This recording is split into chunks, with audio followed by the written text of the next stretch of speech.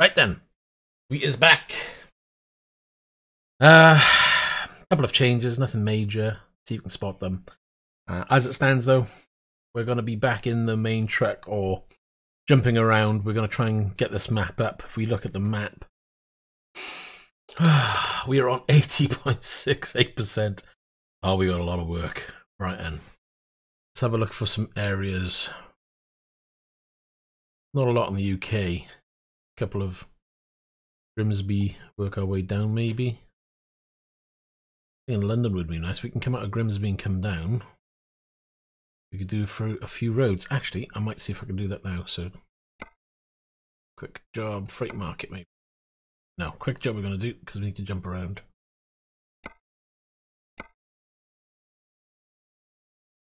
Grimsby. Nope. I need really short job. Birmingham. Oh, we could go across that way. Don't particularly want to go. Really?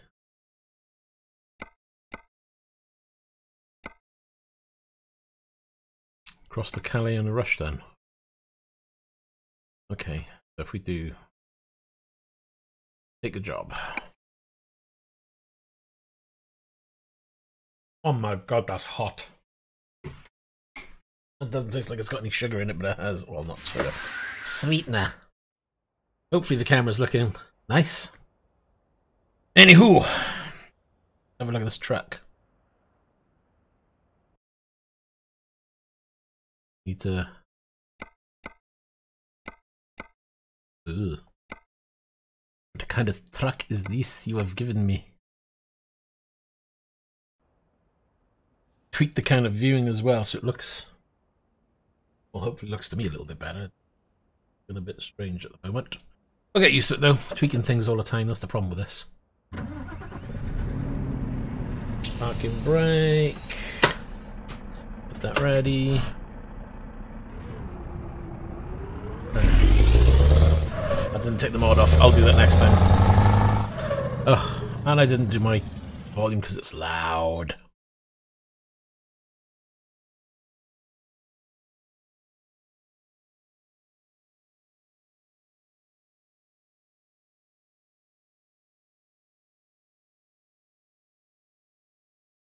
Right, so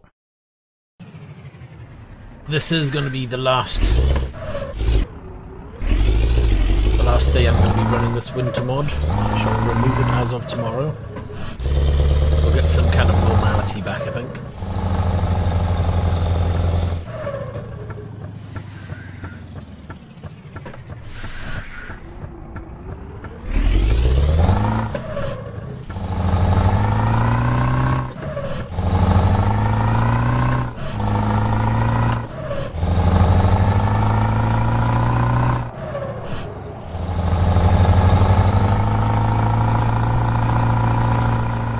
Check the map. Got to make sure we're covering the roads we need to.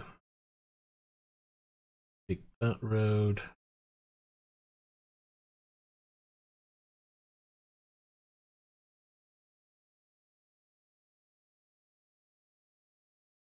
What are the chances of coming this way? Very slim.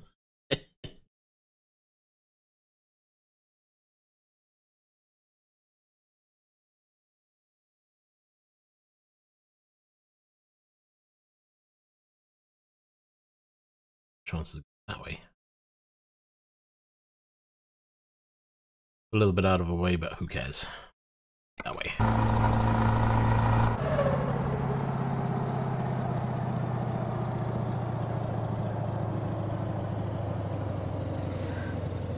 Hold on. I better check my YouTube because I think I may have set it.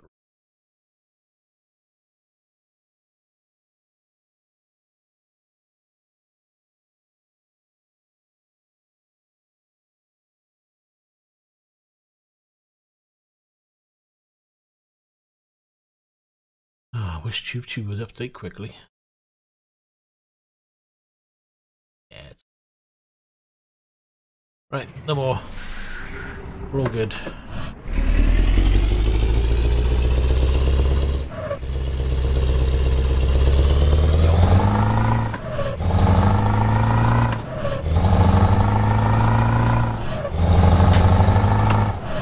Oh jeez, that didn't go to gear properly. Why have I got no gears? That's not one. And finally wheels off. Hopefully it's nice and smooth.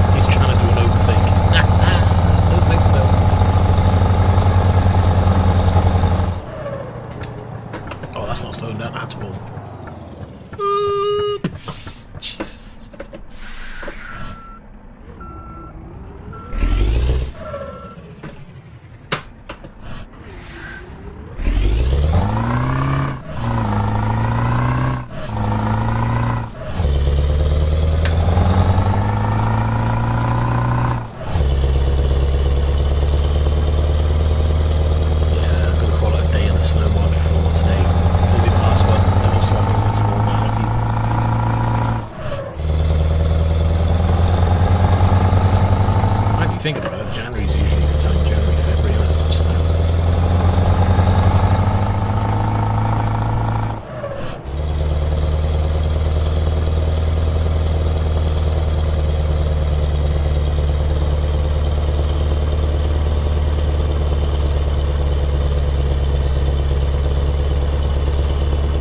Yeah. Don't know if the stream is looking any good, hopefully it's nice and smooth.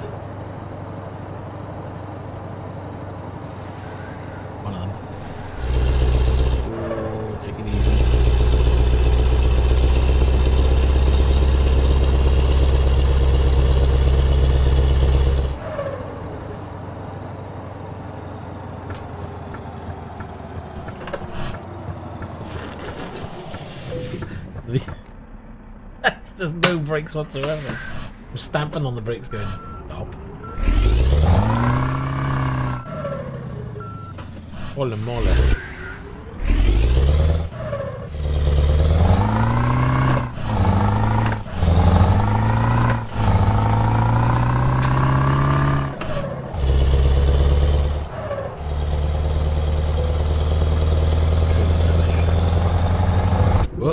What the? What is that?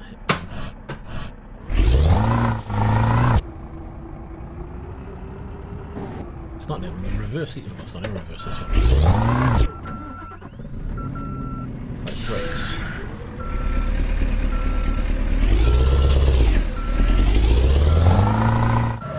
That was weird.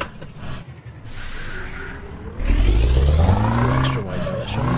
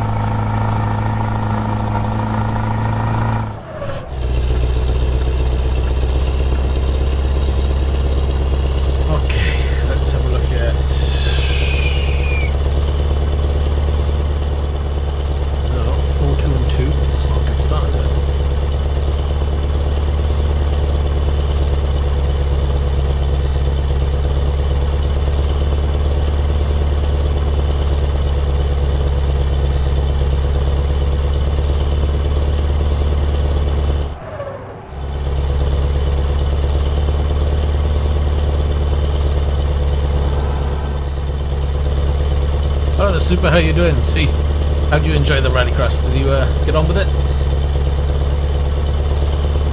What did you play it on? Project Cars or was it Dirt Rally Rallycross?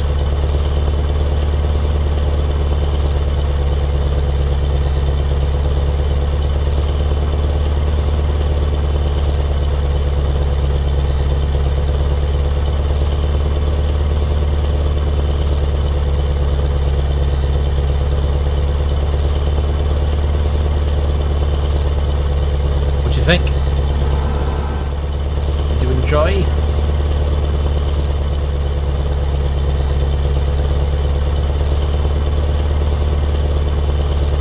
was lucky I was going that way, innit? I wasn't even looking, I just started driving off the road.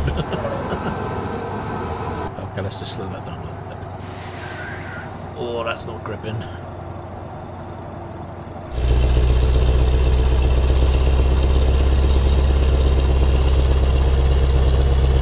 Good laugh, innit, Rallycross?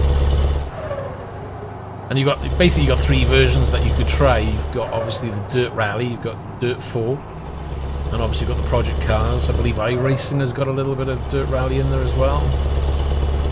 Rallycross, I should say. But they're all very good.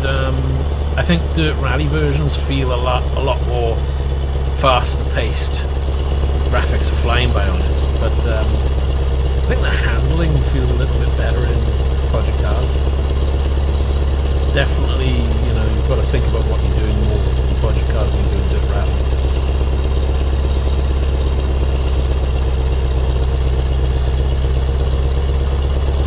Yeah, I've got a basic iRacing access, and I tried it again today. Oh man, I couldn't get my triple screens to line up properly on there. The field of view, it's not the lineup, the triple screens is working, it's just the field of view is just all wrong. So I kind of gave up on it again because I tried for a couple of hours and I gave up. It's just, I'm just not liking the viewpoint on it. The game itself is fun, but again, like you say, it's a lot of money for what it is. I don't think I can spend the time that they seem to need to progress well in it.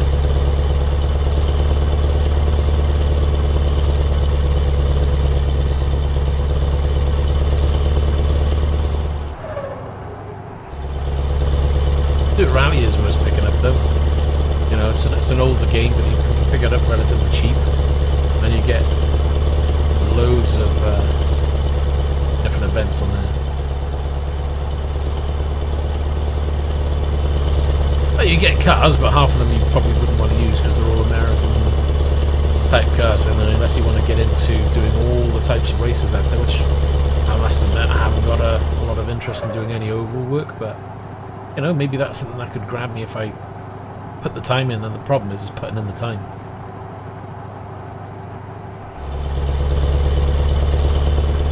Too many other things I want to do as well, that's the problem.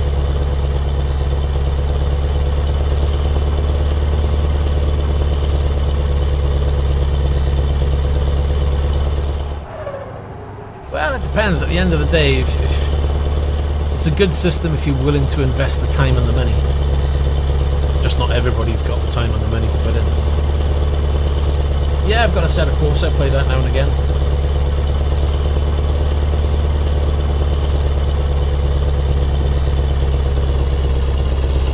Lights might help.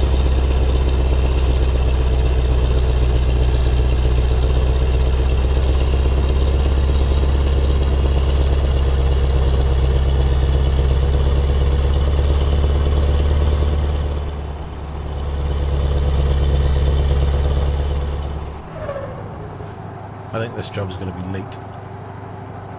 It's a quick delivery, we've altered the distance so it's longer. And we're running slower than the recommended miles per hour. That's not a good sign. Yeah, hold on, I might need to move my mic because I forgot to move it out of the way earlier. Try not to put it too low. Hopefully that's not too loud either.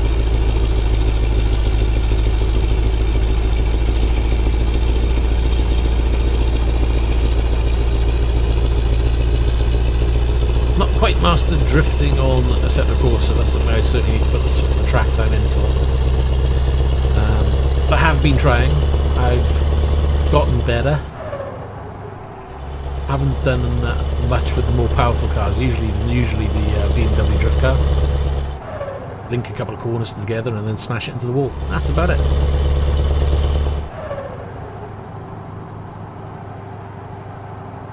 How much fuel we've got? 472. 285 miles, so we've got plenty of fuel on board for this.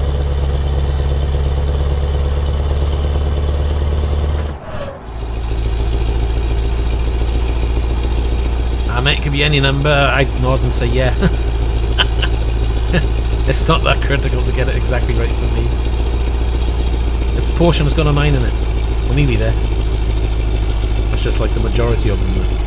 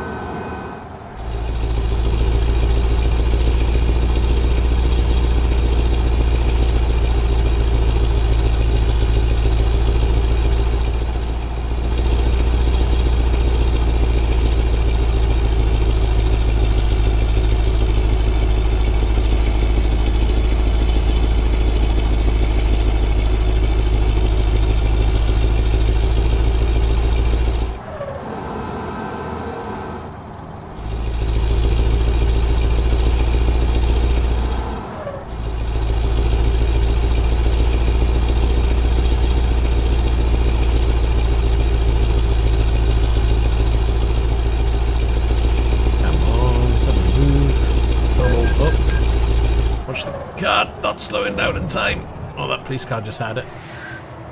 Where is he?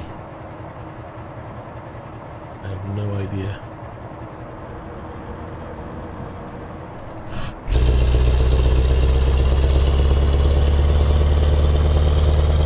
I don't even know where that police car went. It was lost next to the front of the truck.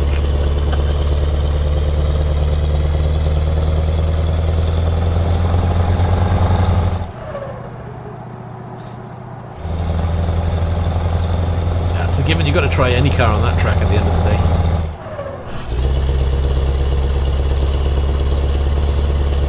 I do like the Nissan GTR around that track. It's a great little car. Not the most powerful, but it's fun to drive.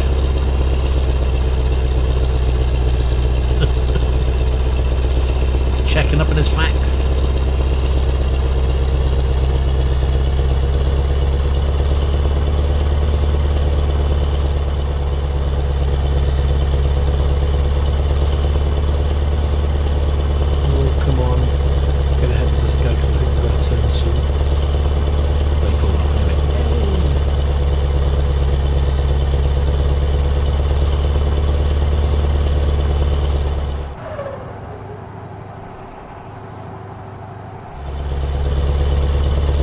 Still got to practice my Project Cars 2 and Spa in the Ferrari. Oh, I don't think I'm going to do well at that one, to be honest. I'm gonna have to do a shed load of practice.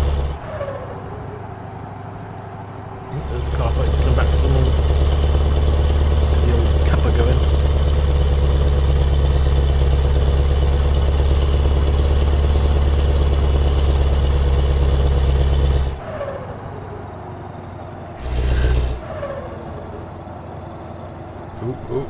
Yeah, I'm sure we can sort something out. Something I'd like to do, the problem I had was trying to do, because I'm using a single PC to do everything, it's quite a chore on the PC. And what I'd like to be able to do is host some Project Cars 2 races. You know, whether it's just for fun or whatever, whether it turns into anything more, who knows, but it would be nice to get something going. But the last time I tried to get online, stream and play the game all on the one PC was a bit of a headache. Had too many glitches. That's what we're looking to try and fix.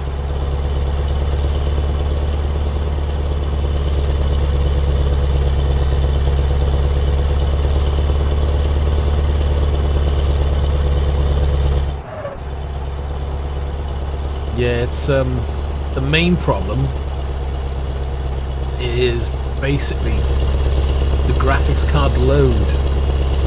Now, if I put any game into, you know, full graphics, it's going to ramp up the card up to 90% load. As soon as the graphics card gets over 90% load, doesn't matter what I'm doing streaming wise, whether it's NVEC or CPU encoding or quick sync, it's gonna stutter. And I just think that it's the combination of the graphics card load and everything at once and the triple screens. I don't think it matters what CPU I've got in there, it's going to do the same thing. So it looks like I may have to move over if I want to keep the quality up anyway to a separate PC. Especially as good as what I got now, otherwise it's lower the quality right down, and yeah, I'll be able to stream it, but would you want to watch it is the other thing.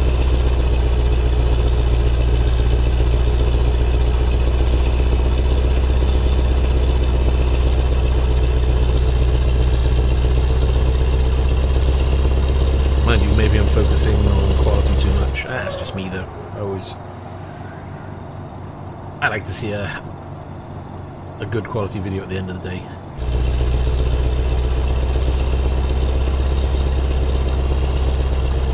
In terms of picture quality, that is. Have you decided what you're getting?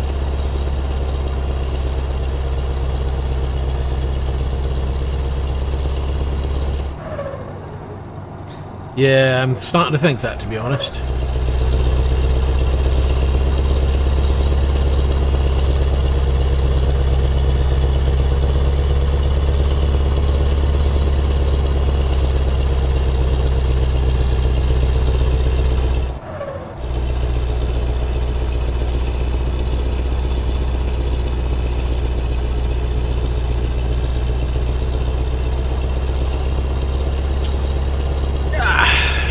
It's price-wise, you're better off going for a 1080 Ti.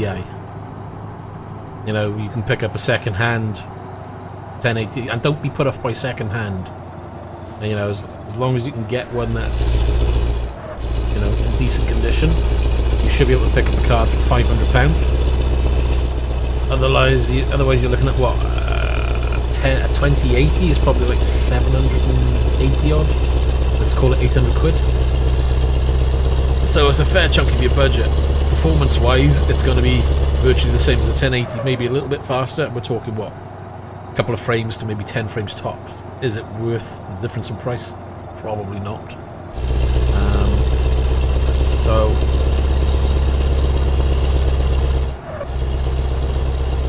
I wouldn't even bother with a 32 gig of RAM if I were you. It's just not needed. I'm streaming now, and I'm lucky if I'm hitting 9 gig load. 32 gig is overkill.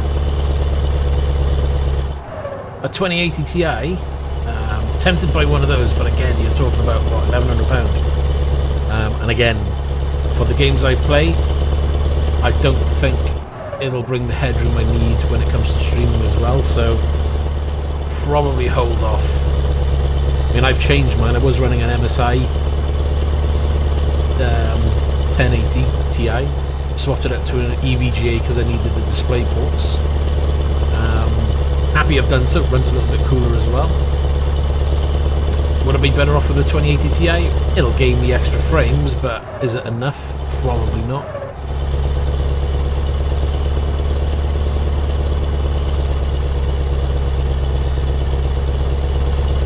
Accuracy, good to see ya. It's just not needed, trust me. 16 gig of RAM is fine. You know, 32 gig. There was a YouTube video done where they did a test between 8, 16, 32 gig of RAM. And what you got to remember is the price difference. You're spending, instead of spending say 130, 140 pound on 16, you're spending what, maybe 250, 260 pound on 32 gig of RAM for an extra 5 frames max. Maybe in the odd game you may get 10 frames extra, but is that a game you're likely to play? Maybe just a one-off, you know. So for an extra, you know, 150 quid, say, is it really worth spending that just to gain an extra 5 frames when you could probably overclock your card?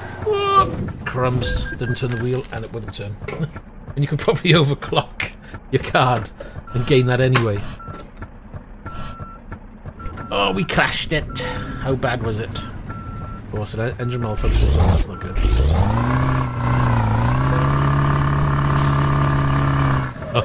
Let's do an outside view. Oh, we're stuck. Yeah, okay.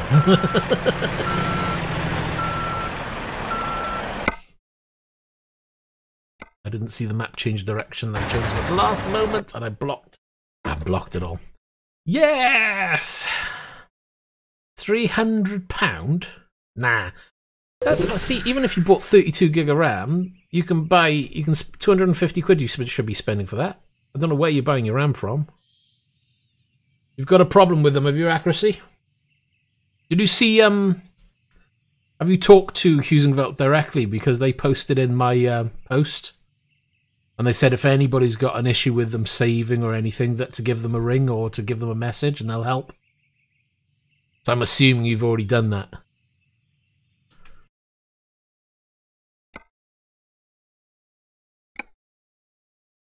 Right, let's fix it and crack on.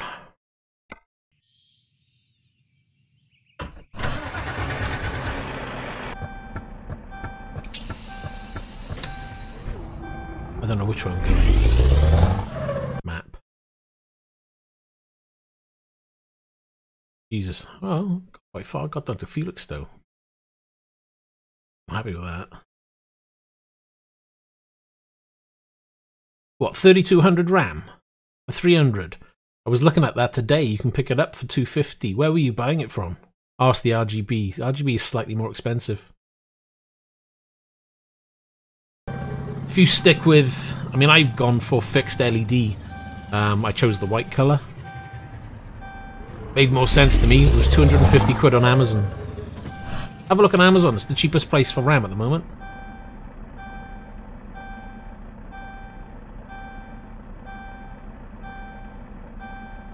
So what did they say then, accuracy? They'll say they're going to swap them out, or they're going to, you know, just service them, or what?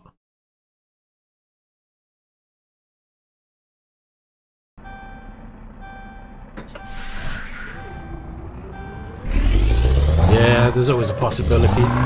But to be honest, I thought they said they were. Oh, here we go. I forgot where my button is. I thought they said they were all factory tested.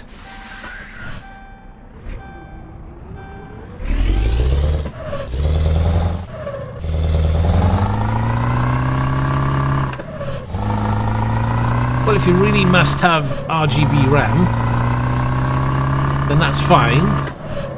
Personal recommendation would be forget 3000, go for the 3.2. It's more of a sweet spot. It'll gain you a couple of extra frames. I think other thing I saw recently, they were recommending 3.6, but 3.6 is a level up in cost. 3.2 for me is the sweet spot in terms of price and performance.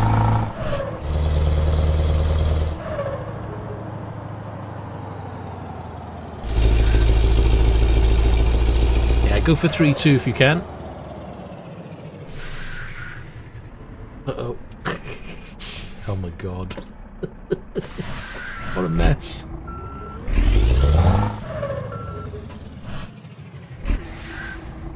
I'm surprised with the new pedal they wouldn't just send you out a replacement. Mind you, I'm guessing what they're saying is stock is low. Maybe they don't have reserve stock for repairs.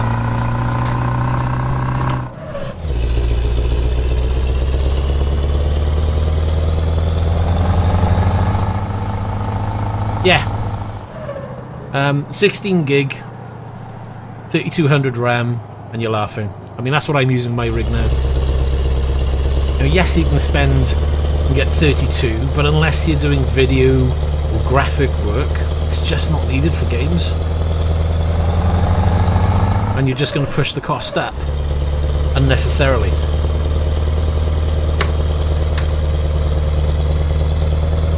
And that's what, 150 quid you could spend on the graphics card, or maybe on a new hard drive or a better hard drive. You know, go for an NVMe and up your storage capacity.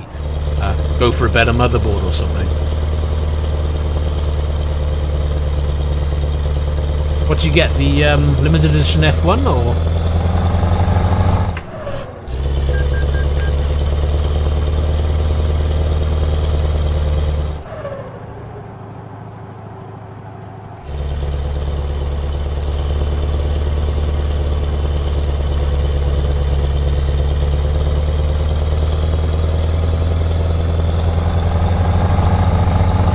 like the look of the Xbox version, the red and black colouring. I prefer it to the yellow look myself. And I know there's a guy who does conversions, so I'm waiting to see if he does a conversion to an OSW on that wheel. He says it should be possible, and I may grab one myself, to be honest. Yeah, there's a shed load of buttons on that wheel, isn't there? It's one of the good things about it. There's lots of different options on it.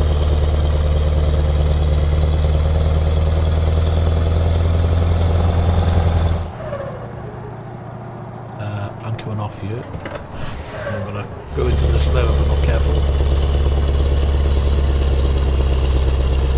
Mind you, did you go for the upgraded paddle shifters? For like it's another 170, 180 quid, I think. I was like, what?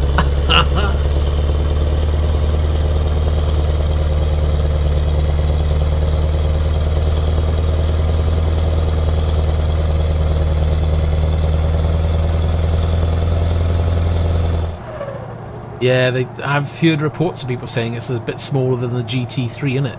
The McLaren wheel, I think. So that's the kind of, you've got the offset really, you've got the McLaren wheel, shall we say, which is a bit bigger, but build quality doesn't seem to be as good. Then you've got this wheel, like you've got, the F1, which the build quality seems to be spot on, but the wheel itself is smaller. Some people aren't liking the slightly smaller wheel size.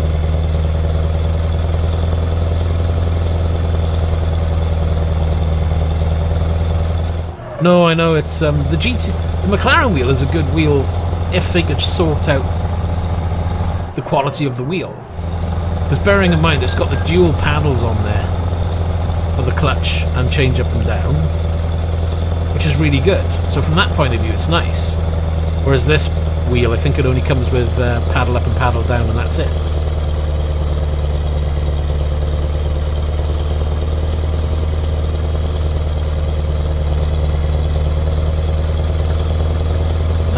What do you want to do? See, for those paddles that they do have, is wait until Black Friday next year now and see if they have a deal on that kit. Because if they knock that kit down to, say, I don't know, what is it now, 170 quid, so let's say 120 quid, probably worth picking up.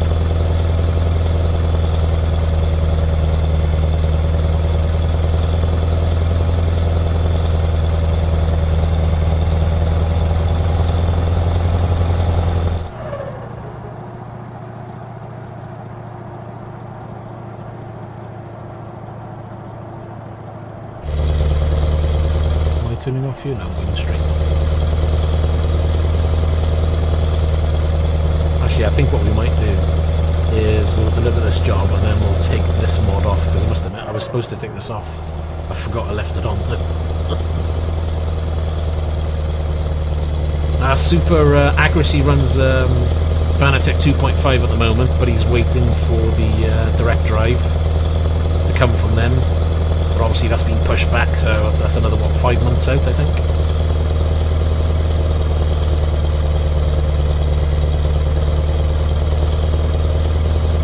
As for me, I use the SimuCube direct drive.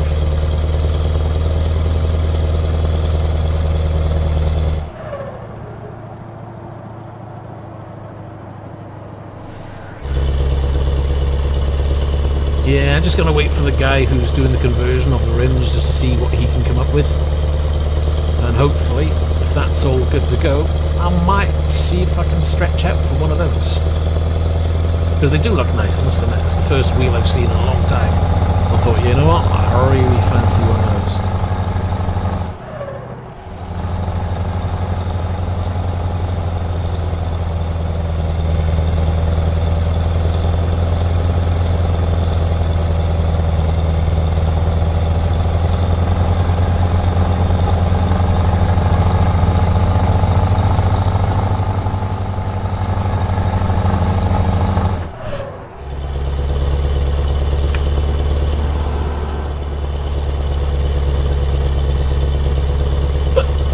You got the hiccups.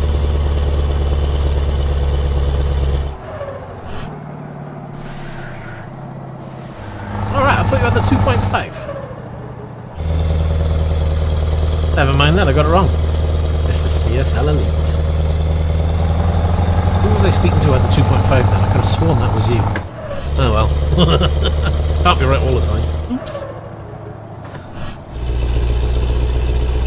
Oh, that's what I need to ask then. If you're sending your pedals back, did they give you a turnaround time scale, or are they paying for the return, or do you have to pay for that, or are they picking it up, or what's the deal there then? It'd be nice to know what their returns is.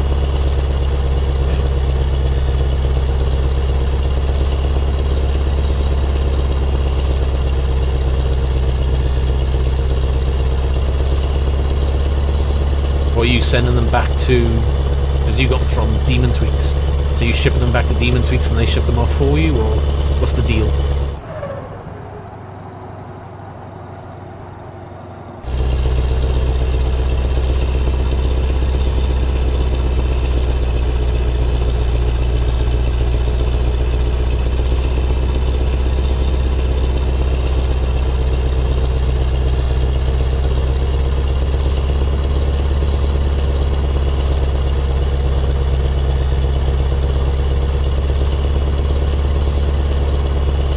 Good.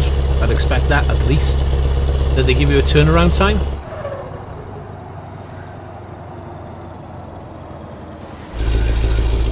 But what are you doing? Are you sending back for repair, or are you sending back for refund?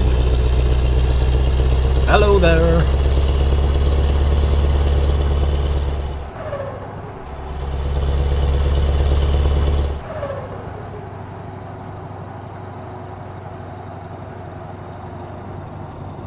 So you're going to get back a set of HEs. So, did they give you a turnaround time? Going over to Calais from the UK.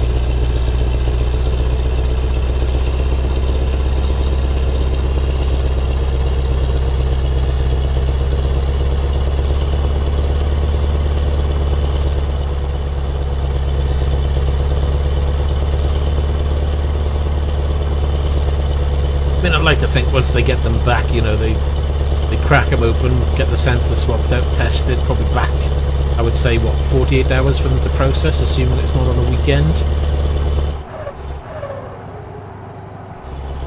Yeah, I know. So obviously you're sending them back, but did they say, oh, you know, we'll only be taking like a week and you should have them back within like a week to 2 weeks? Because obviously they're selling the stock so quick. Do they have spare parts? I'm assuming they do.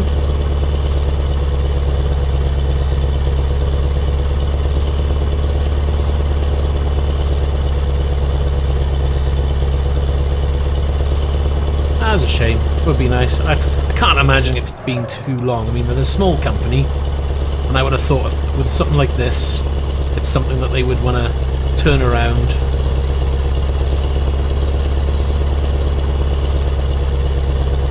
I'm on a direct drive, and if you need a full list of my stuff, it's in the description down below.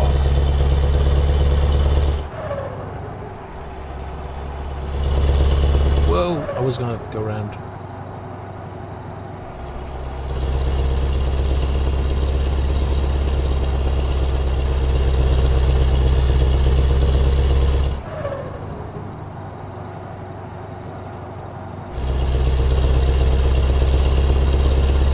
That will be anything like Xbox. I mean, the company that do the pedals is a very small company. They'll want to jump on top of any problems with their new pedals to make sure that's ironed out as quickly as possible.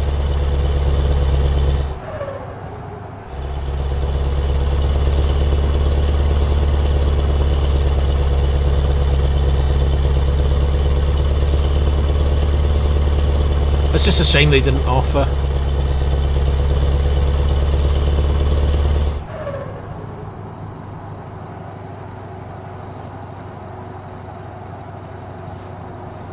Oh, where am I going? I'm going up here.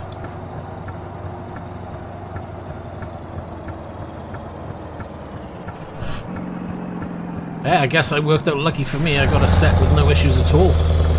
Oop, turn. Loving them. But that does explain a lot how I'm able to use a much higher force.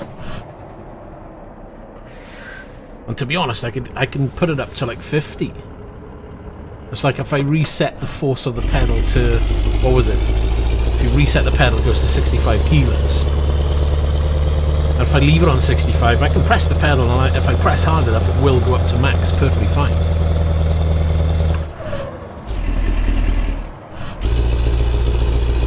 But I could have sworn somewhere that they did a baseline setting and they did do some basic testing before shipping, so how that managed to get past quality control leaves a question in the back of your mind, I guess.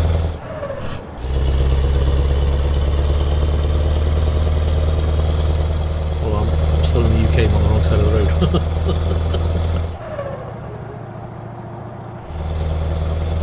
Yeah, well, there was the other guy in chat, wasn't there? I haven't heard anything back from him in one of my videos. We were chatting back and forth. He seemed to have a similar issue to you, I think. So again, maybe there's like a firmware issue or something with the little circuit board they're using. I'm hoping there's no long-term issue.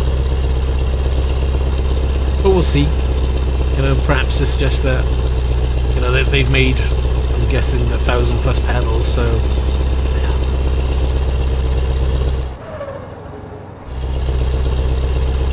yeah, that's definitely sounds like a sensor issue, because I know for a fact that when we were talking about, you know, settings, saving settings, one of the tests I did was, right, reset the pedal, which I did, left it at the default 65 when it resets, and I pressed the pedal, and if I stamped on it, I could get the full range working. So I lowered it down to the 35 that I'm using now, and it works perfectly fine.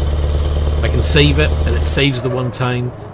I can close the program down, I can reopen the software, all of that shows perfectly fine. So yeah, it certainly seems like it could be a circuit board issue on your pedal. Just a shame it's not something that they said, you know what, take the circuit board out, we'll send you another one, swap this over, you know.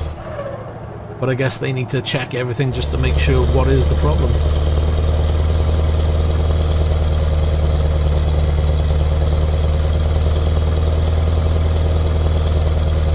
What you can do, when you do get your pedals returned, send us a message and let us know what the problem was if they tell you. It'd be nice to know so I can keep an eye out, to be honest.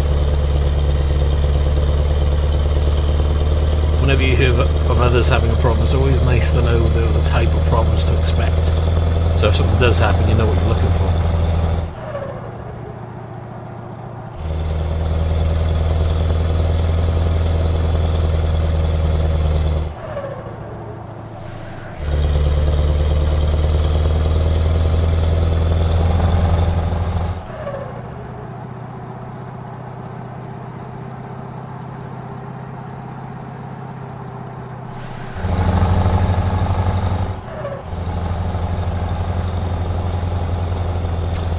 At least you're lucky in a way, you still got your V3s. What was happening with your V3s then? Were you going to be selling those, or were you keeping them for a backup? I must admit, my V3 inverted, I managed to sell, and they sold within a couple of days of me advertising.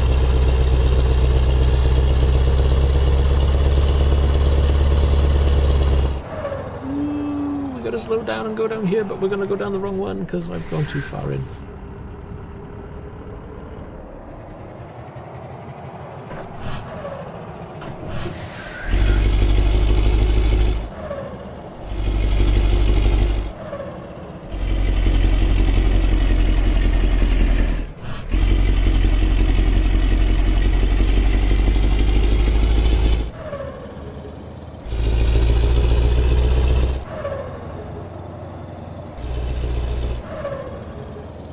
Well, it's lucky you didn't, in a way. It'd be like me, without a spare set of pedals, have a problem, like, ah, I've got no pedals to use. What was it, 400 and something?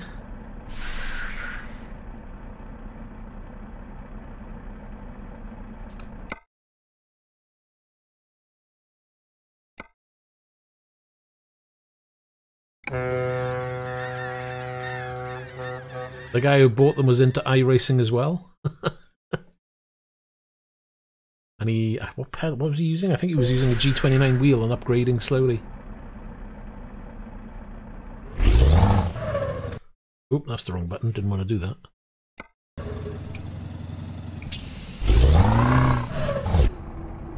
That's the wrong gear.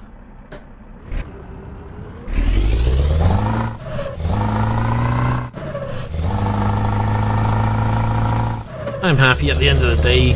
Sell my pedals, upgrade my pedals, only cost me 200 odd quid. So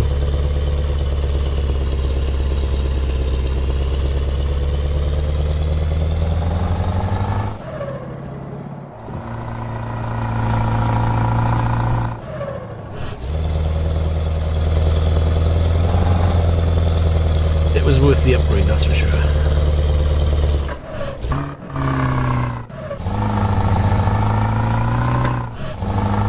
I know you're having hassle now, but I'm sure it'll be worth the hassle once you get them and they're working fine.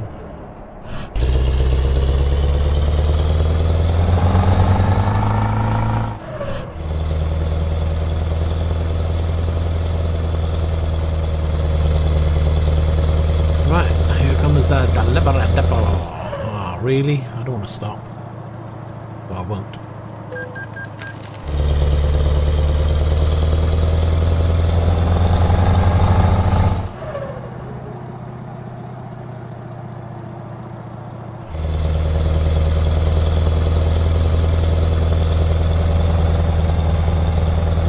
Yeah, same as mine. Mine were a 1 year old.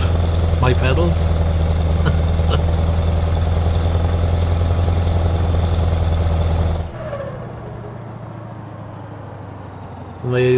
The foot plate had been carbon wrapped, so that was mint underneath. And I serviced the pedals before I sold them. Guy was well chuffed when he saw them.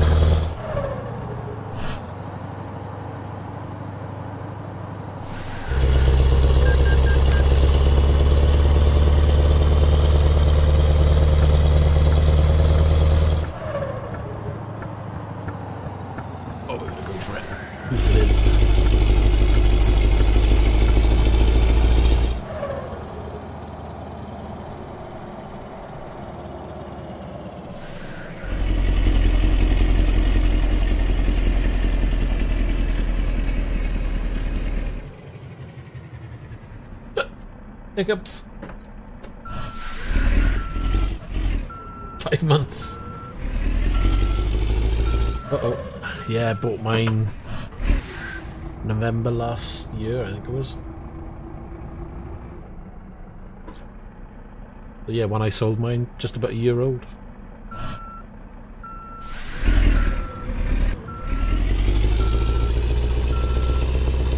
Uh-oh.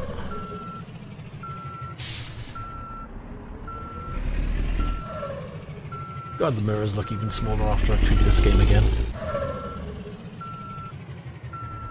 Burning.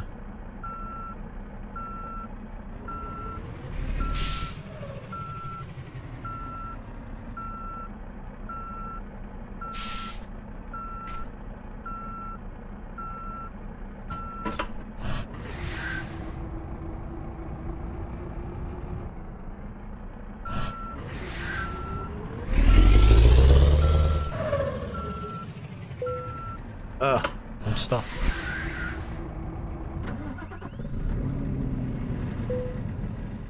That'll do. Oh, happy day. So yes, I knew it was going to be late. And damaged. No pay, doesn't really matter. It was for the roads. Right, what are we going to do? Nip back to profile. Yes. Mod manager. Or was it in a separate mod? I can't remember if it went in here or not. I think it's in a separate mod, isn't it?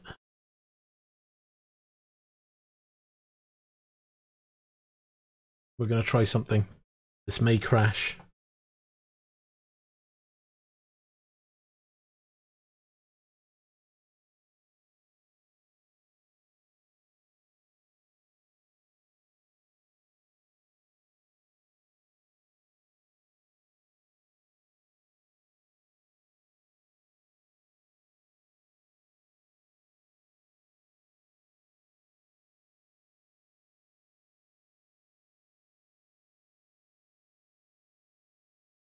Right, let's have another look.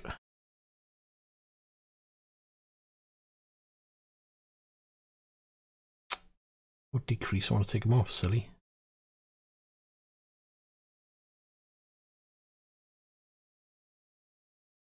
Confirm. Continue.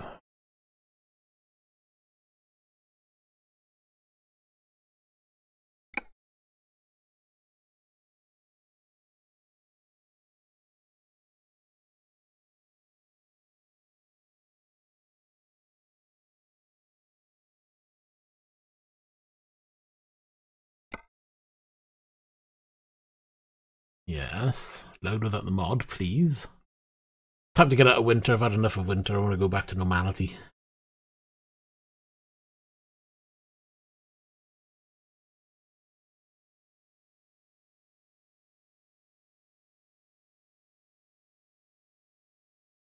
Come on.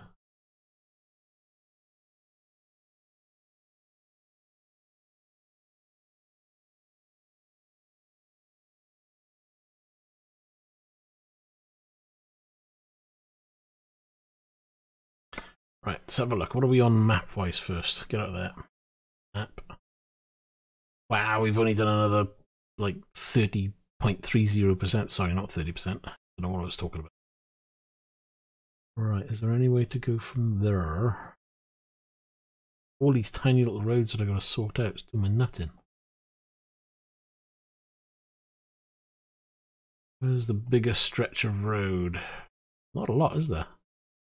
Little pockets of grey.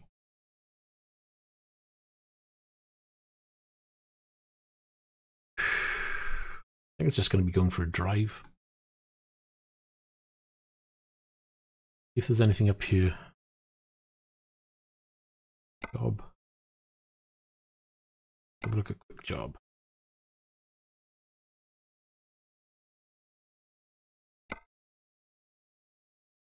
Something local-ish. That preferably stays up north. Doesn't go into Oslo.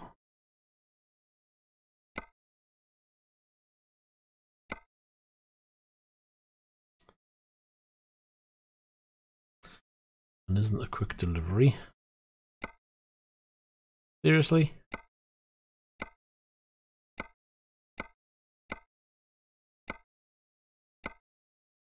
Metal beams. I think I might just take that logs. I'm gonna have some logs. And take the long route.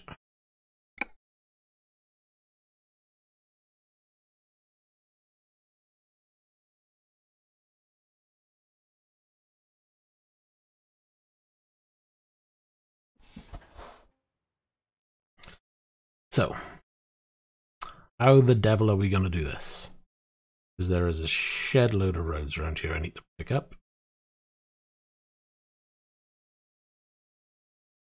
I'm thinking, let's go that way. Let's go that way.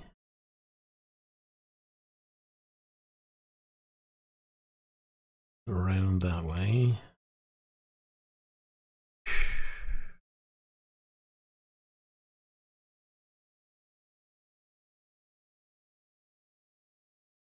"12-hour drive." Okay. Is there a road that goes around? I think we'll take that as well.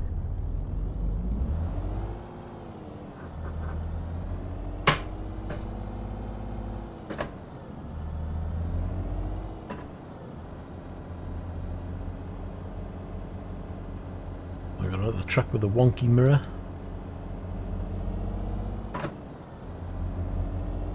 We're going to go around the block first off.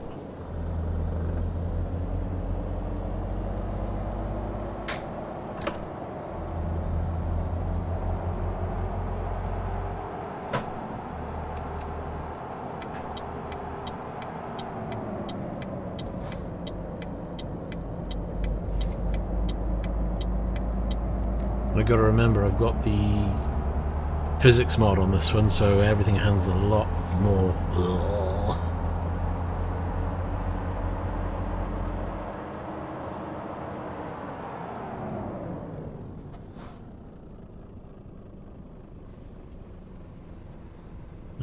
one's going to let me out, are they? No.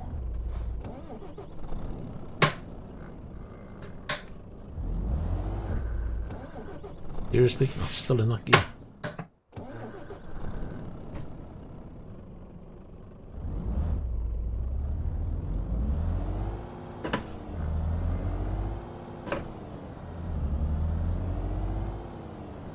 Oh man, this has got a slow transmission in it. It's terribly slow.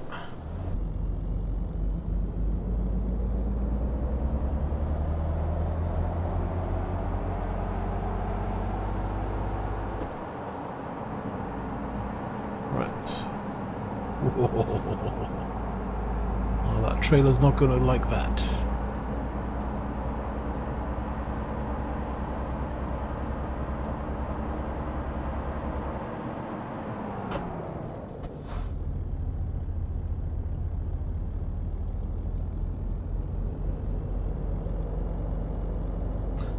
We're going to go around the block.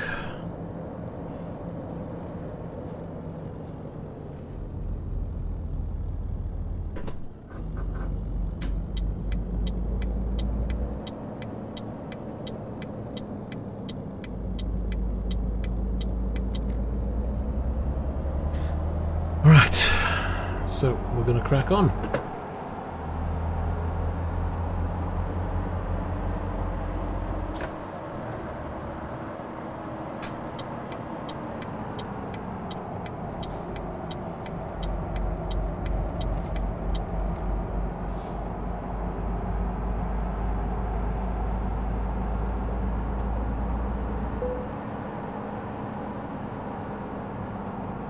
What are we on? 676 litres, 432 miles. Win again? How dare you?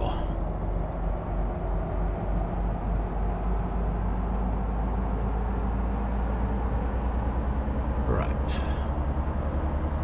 Let's go down here.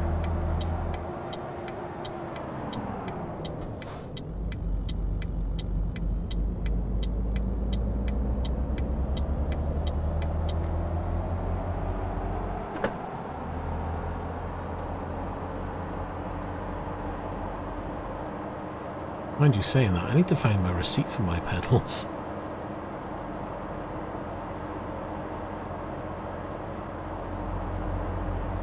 I know I bought them online. Was it online receipt you get? Oh my god.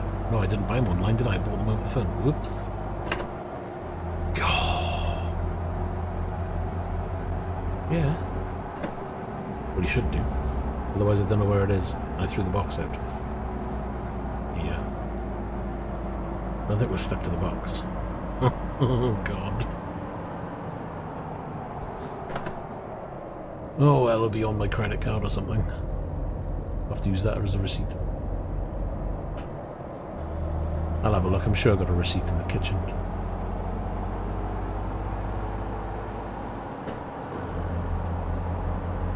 Right, and we're going to go left and a bit, map off that bit. I'm going to try and map as many side roads as I can on the way on this one. Again, doesn't matter if we're late, this is just sorting out the map at the end of the day.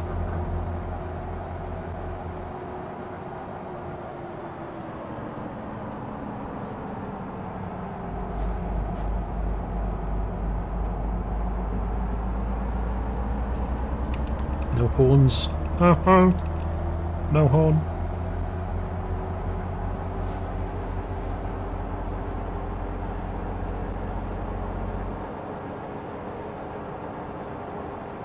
Ooh.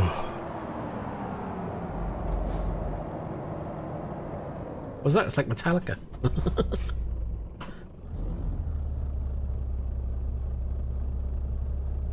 My god, we're carrying on the back of this truck sucks. 22 tons of logs, well that may do it. We've got a log issue. Say no more.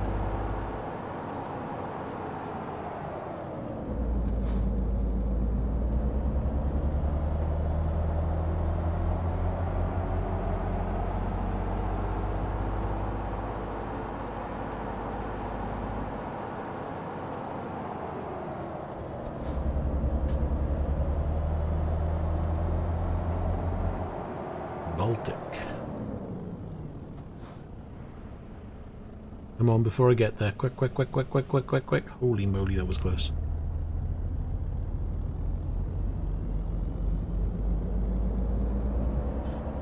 Wing it round.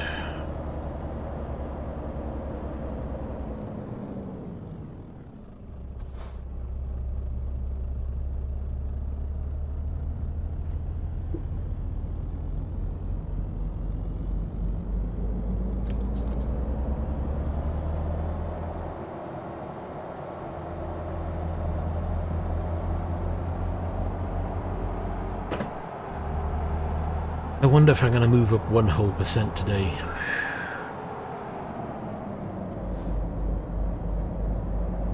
Really tempting just to get the grey truck out and just go for a drive. Actually, I might actually do that.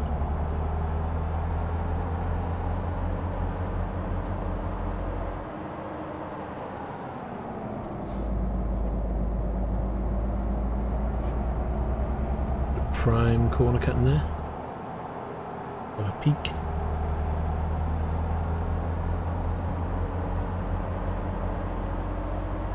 He's accelerating as well. I'm not going to overtake the cars coming down now. We're going to have to behave.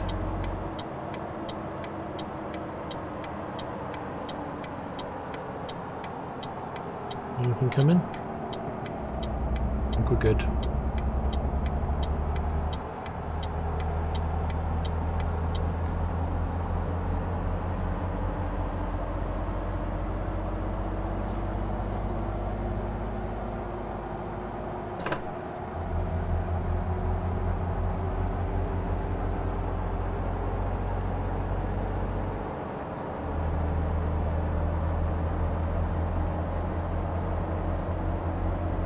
Right then, let's make up a little bit of lost time. There's a road down there on the right by the looks of it. Am I looking at that right?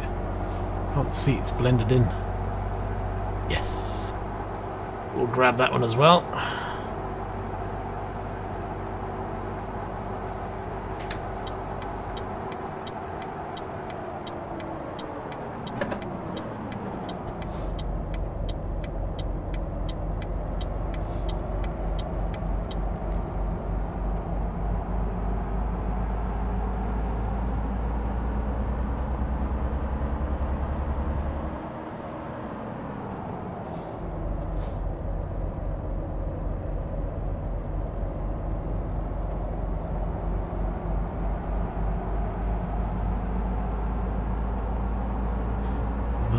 In the fuel station. We don't need to stop for fuel.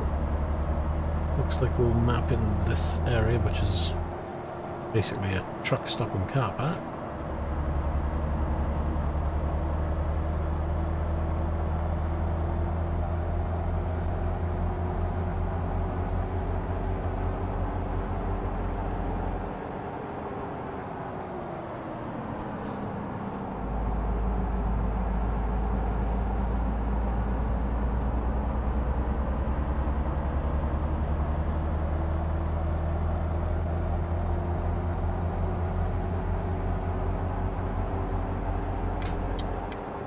Let's get back onto the main road.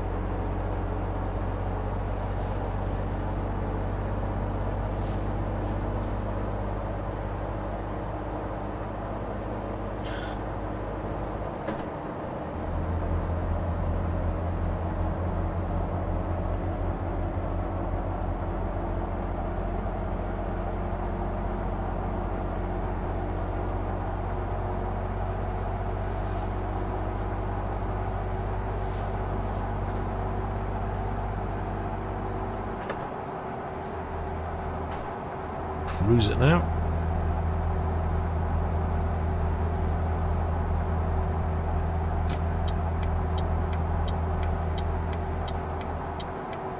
kind of nice and refreshing to have the greens back in. Oof. Doesn't like gear changes in this one.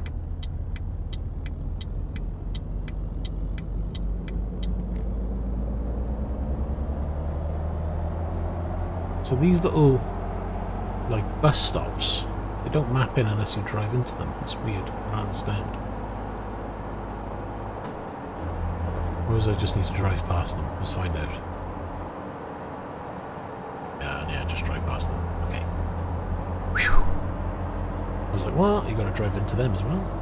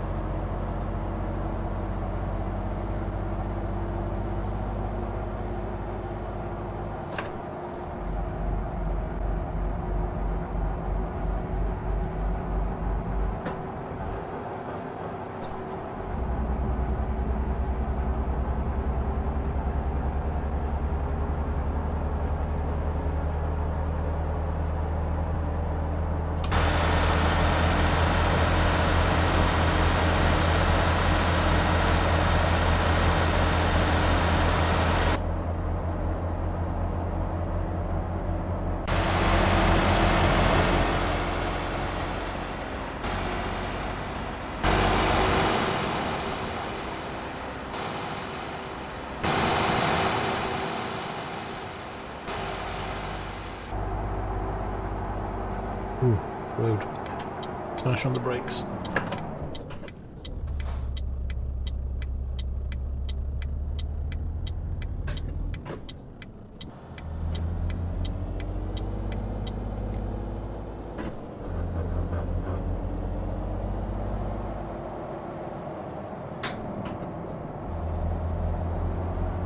Right, is this a road that interconnects, or... Looks like it is, because it's changed my route. Damn it. Map.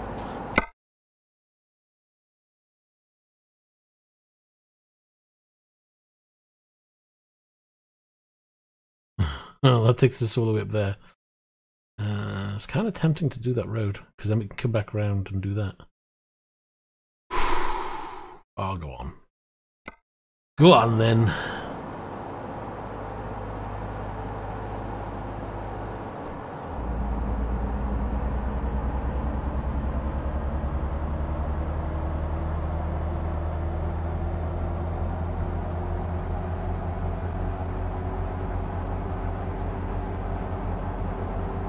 I admit this thing's really being rather smooth today.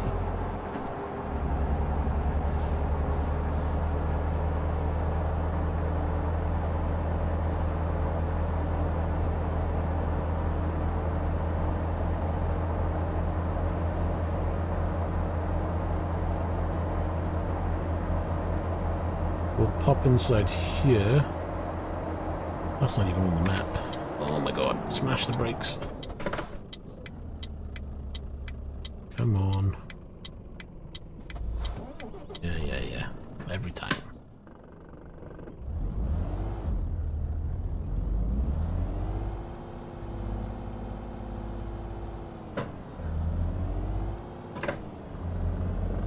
Can we drive round? Hope so. Well, this is going to be really tight.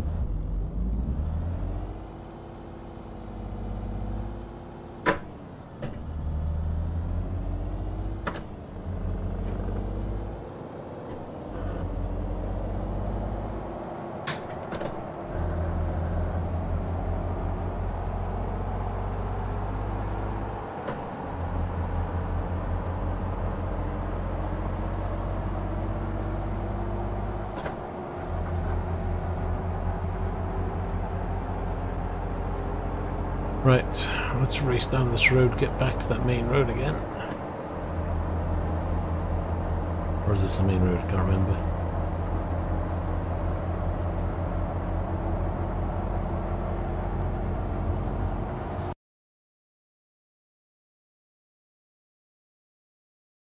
Why have I gone that way? It told me to. Didn't want to go that way, did I?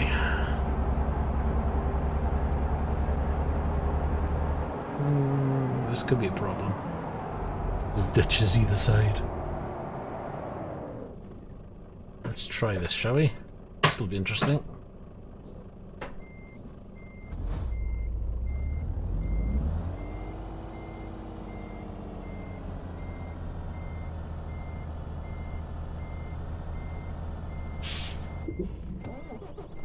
Us.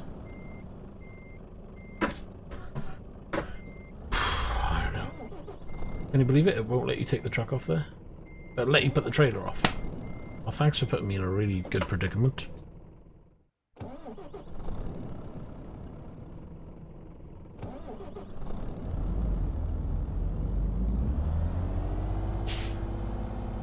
Maybe I went a bit too far off the edge, that's why.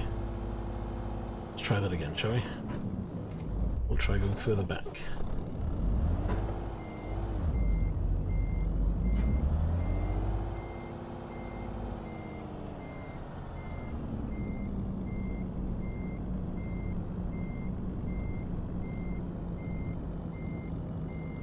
Nope, won't let you do it. Why won't it let you do that? Unless, of course, where the trailer is, there's an invisible barrier. Which is always a possibility.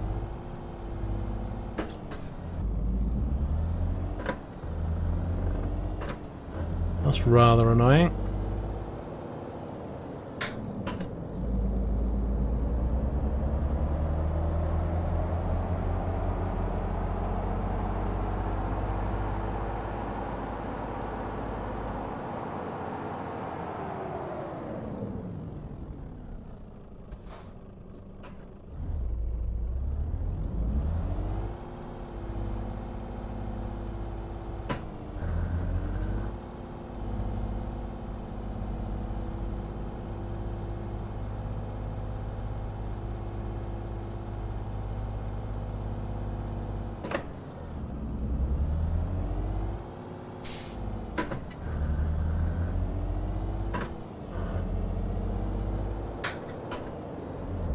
Okay, let's go.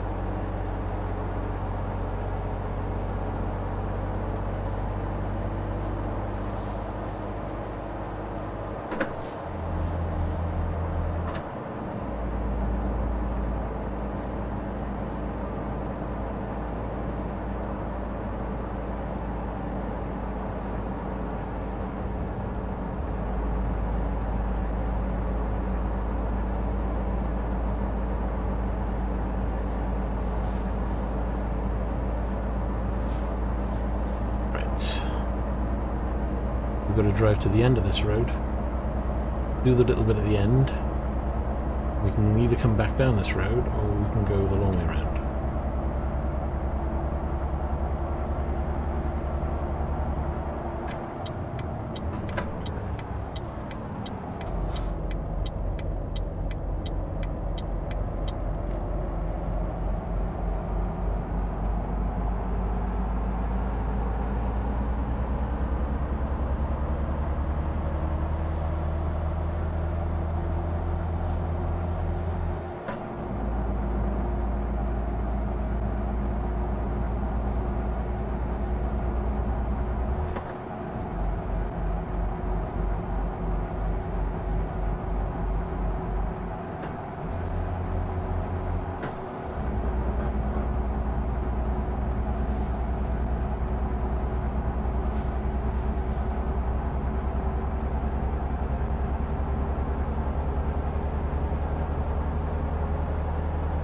Come on, move. Oh, are we going up there? Map, quick.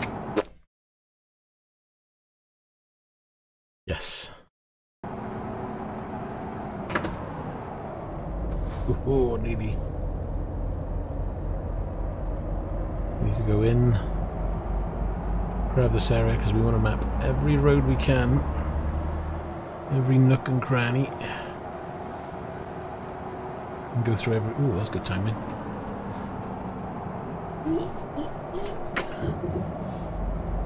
That should have gone over. Oh my god, that was close.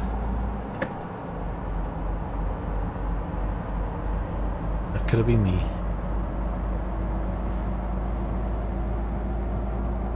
Alright, look, there's 2 depots at the end. So we get to go to each one. Go to the one on the left first, I think.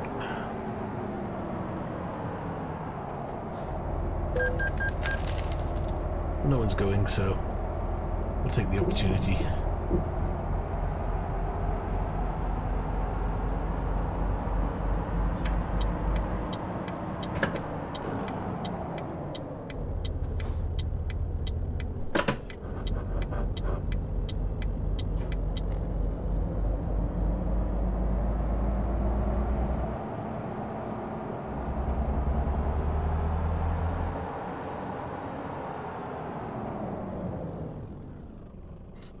Okay, wait for this to open.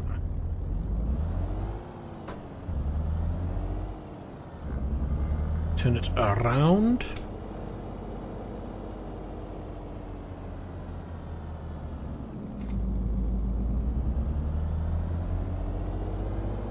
Go to another one.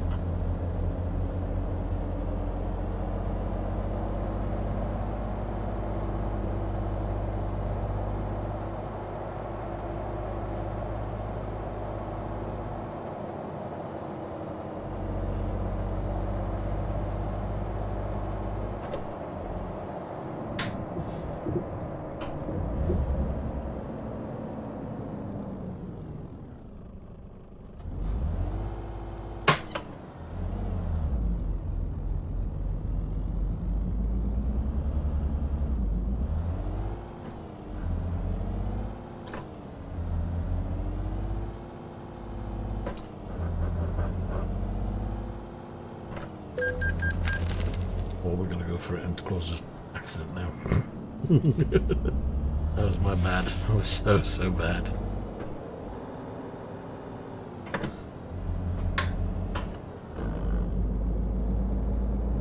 Hold on, we want to be in this lane, turn right. Hopefully there's no issue to get in.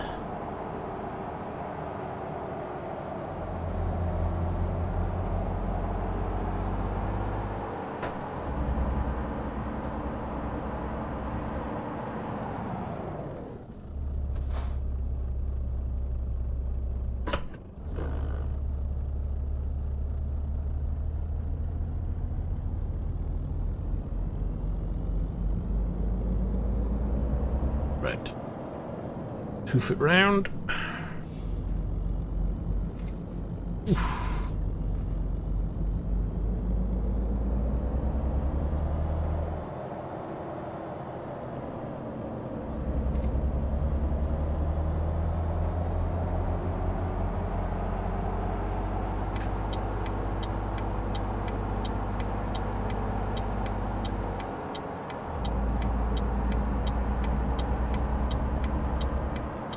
Let's have a look at the old map. Yeah, so we're going to go down straight and then turn left.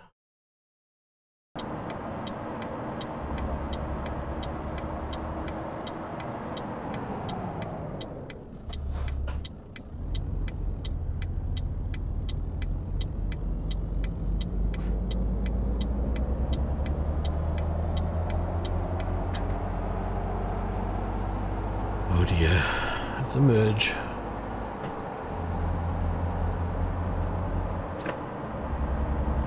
Is that like a oil pipe? I'm guessing.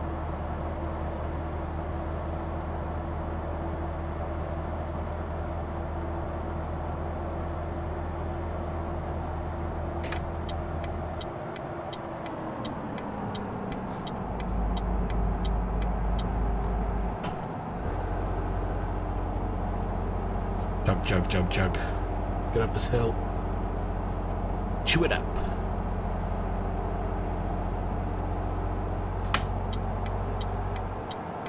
Uh-oh. Glad he's turning. Wasn't looking.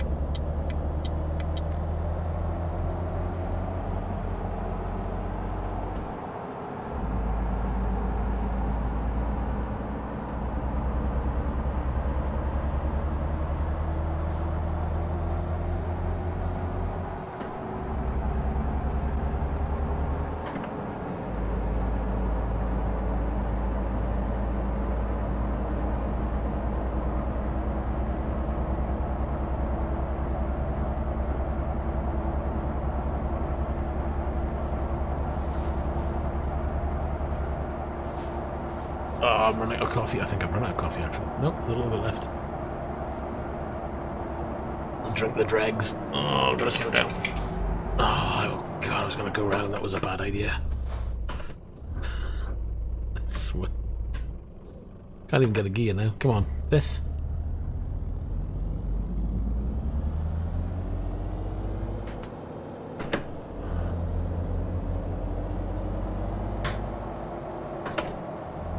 So, we can go up. We've got 415 litres left and there's 413 miles to go. Okay. I could stop for fuel up here. I can stop for fuel on the way. We've probably got enough fuel to get there actually. So we'll go right first, we'll go round and we'll come the long way back by the looks of it. And pick up the extra roads on the left hand side.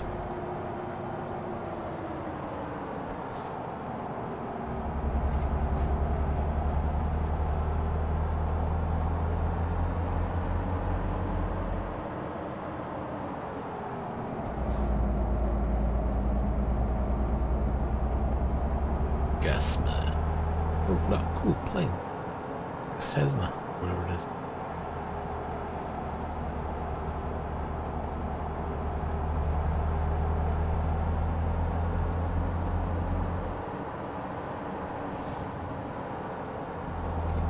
It's got a bit of lean on it. Check it around those corners.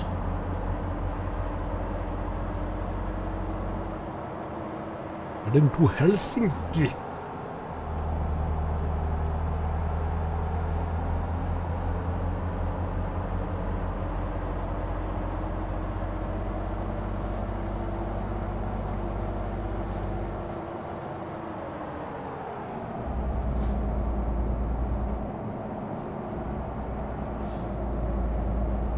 How do we get across, though? We can't.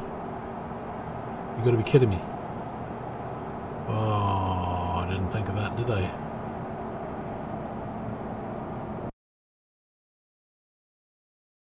Well, that is annoying. I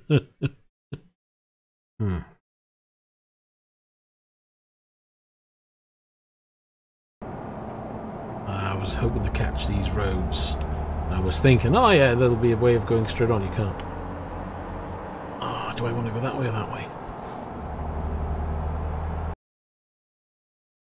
That way may be better, I don't know.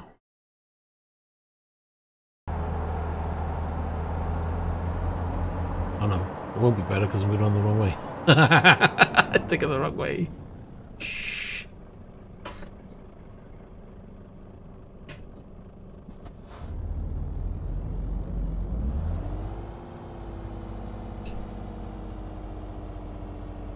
It's got a pretty good turning circle on it though, give it that much.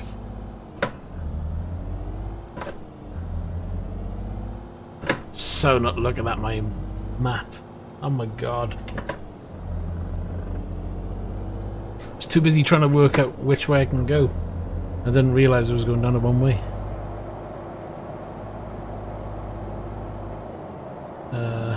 Gear. That's not good, is it? We're going to have to go this way. I think. Alright, there's a couple of loose roads over this way, I think. So we'll grab those as well.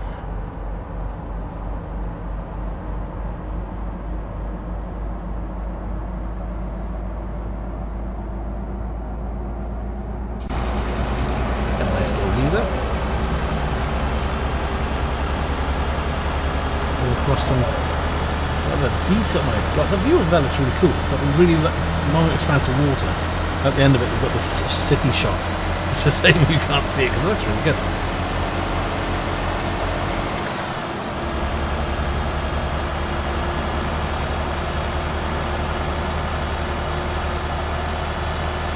Right, hold on. So we're going to go up, catch that fuel station, come back round.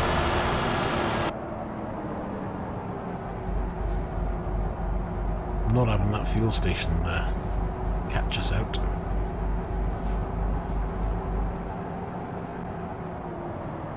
No, I haven't caught the news at all recently. Oh my God, where are you going? Must have been a fairly good crash then for it to get on the news over here as well.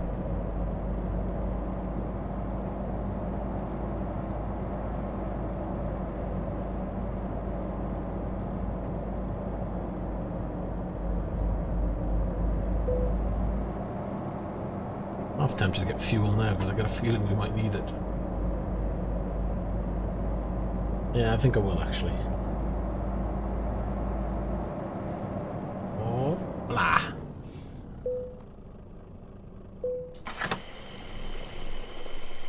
So let's put what? 500 in? That'll do.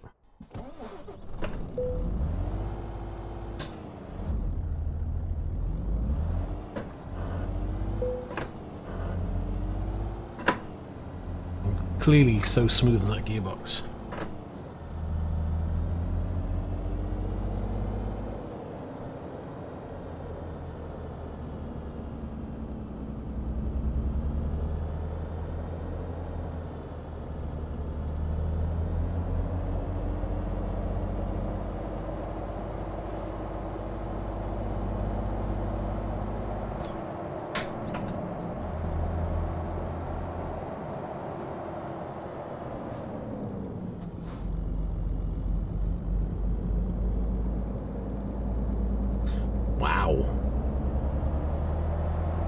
That is a bad one.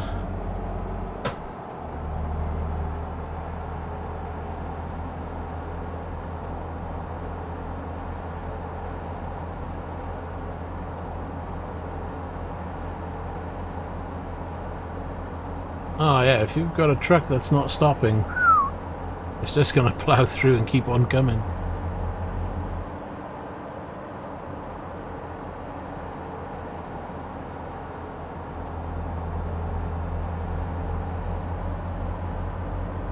Definitely don't want to be in a small car sandwich between a truck and a car and say two trucks, because there's not going to be much left.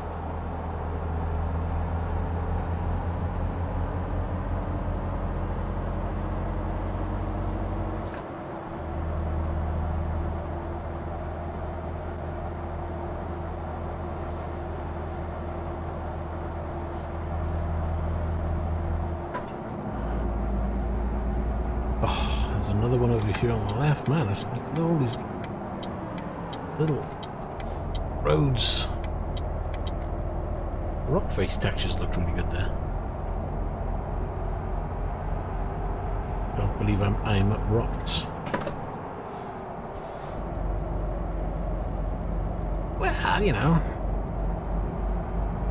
you do drive around this game. You do look for the detail they put in for it. And then you find yourself looking at how well they've done things like scenery and how well it's mapped. Because if it doesn't look convincing, then it's just going to be like, ugh.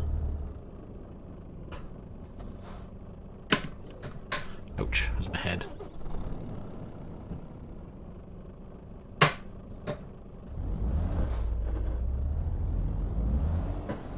Right, got to turn it around.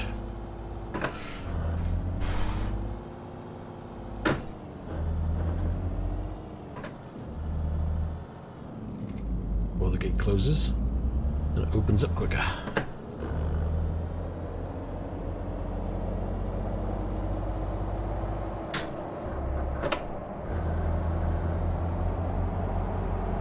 Let's go back and have a closer look at those rocks, shall we?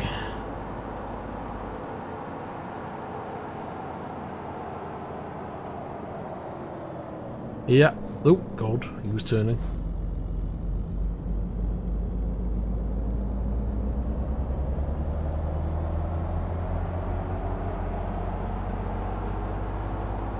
I mean, you can safely say they look convincing enough. Oh man, the brake's gonna send you backwards.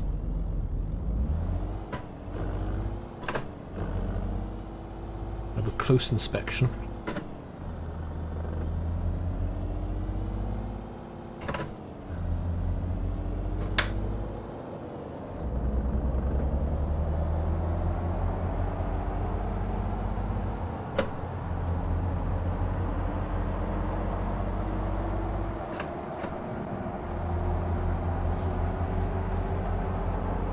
Right, see if we can get back up to speed.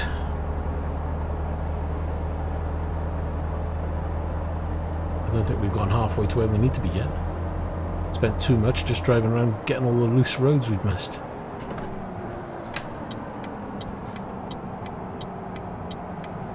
Oh, that's a little bit too fast.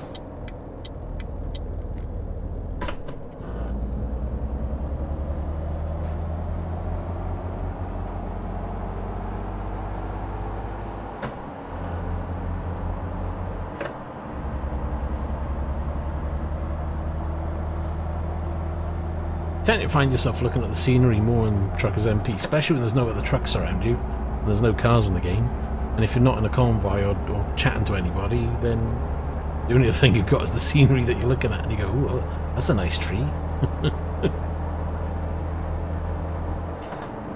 Bridges are my favourite though, I think everybody loves the bridges.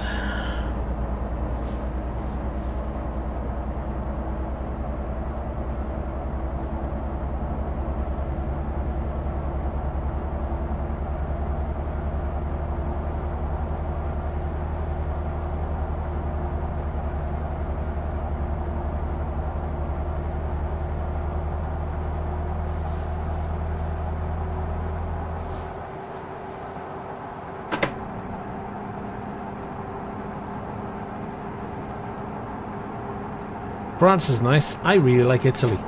I love the way they've done Italy. I know some people don't like it, but I don't know why. I really don't get it. The twisty road section to the north of Italy, brilliant.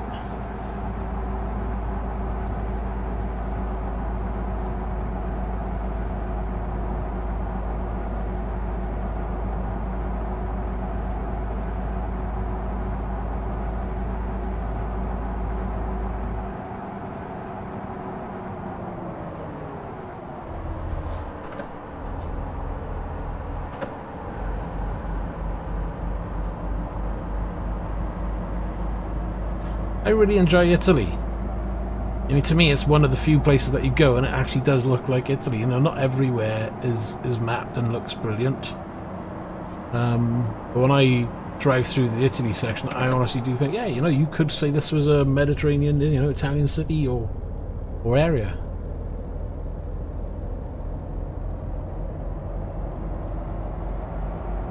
The only issue with Italy is some of the road networks can be a bit messy, so therefore you are thinking, oh, am I going the right way? That's it. Otherwise, the graphics there, the road network, I say, is nice, enjoyable drive. But no complaints myself. Where does that road go? There's a road off to the left further down. Oh, that goes back in yourself. And the chances of me actually coming back this way just to get that road are going to be really slim. I may as well do that loop. I know it's going to waste time, but I've got to. Because I've got to map those tricky roads.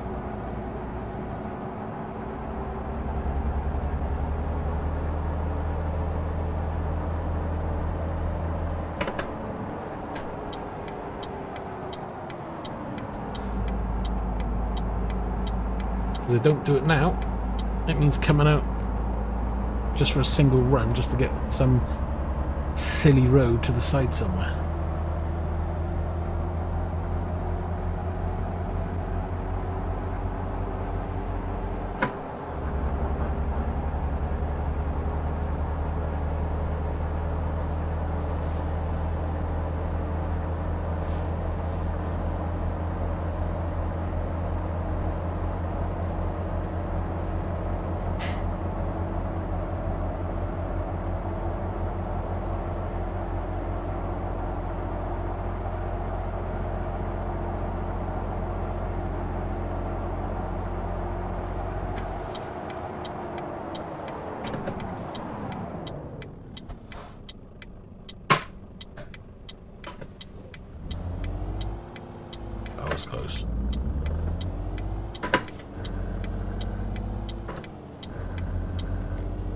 can't get this thing to change gear smoothly at all. Just need to be much slower on the clutch.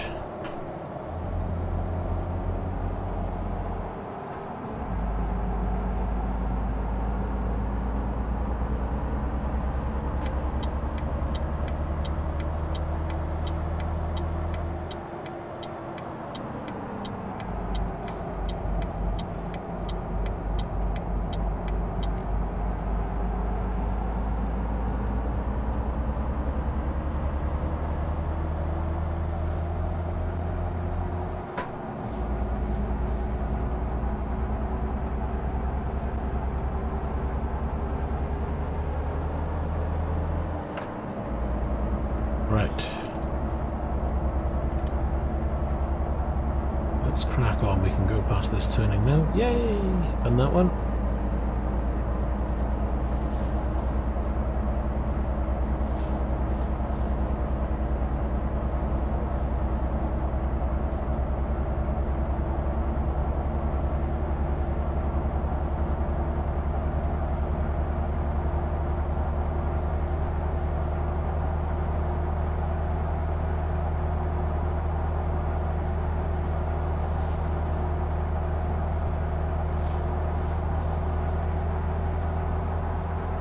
Oh, I need coffee. I knew I should have got a coffee machine for the rig.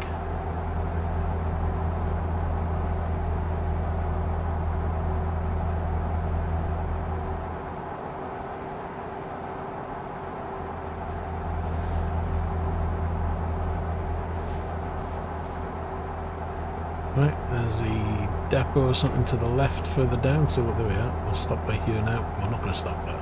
We'll swing in, open it up, come back out, all that jazz.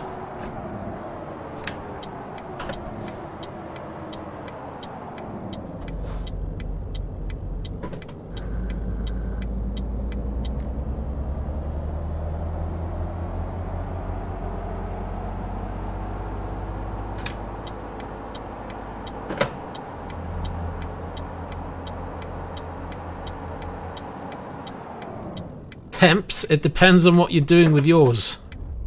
If you're just doing, I'm just doing standard clocks because it auto clocks up to 4.7 anyway, which is what I was running my 97 on. It's 97, my 87.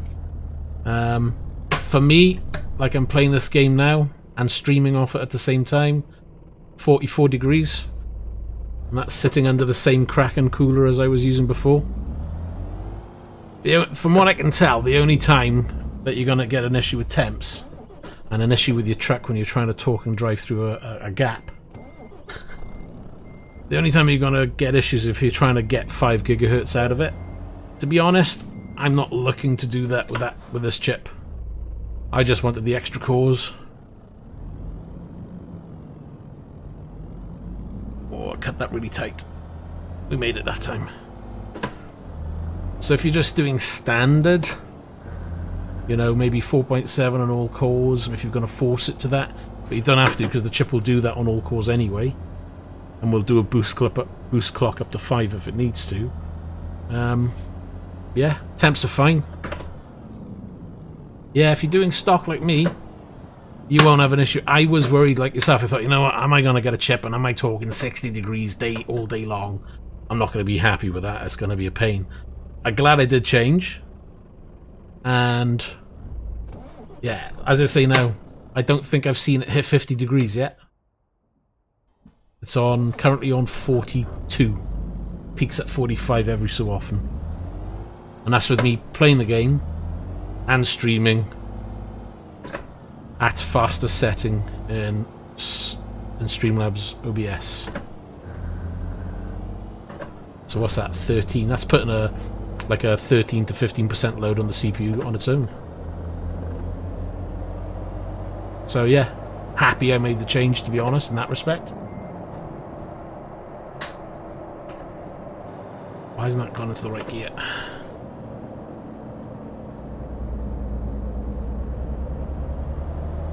It depends on what you're doing. If all you're doing is gaming, 8700K, hands down, is fine. Because I'm doing streaming, gaming, and a little bit of, you know, video work now and again, it comes in handy for me because the extra cores, you can spread the workload. Even then, with some games, I can't stream at the quality settings I want to use.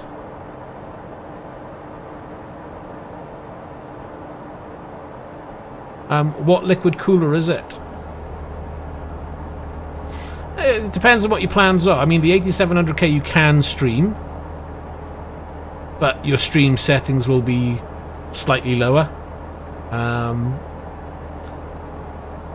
The cost is the main thing. Remember that an 8700K is going to cost you about 350 quid, £400. You can.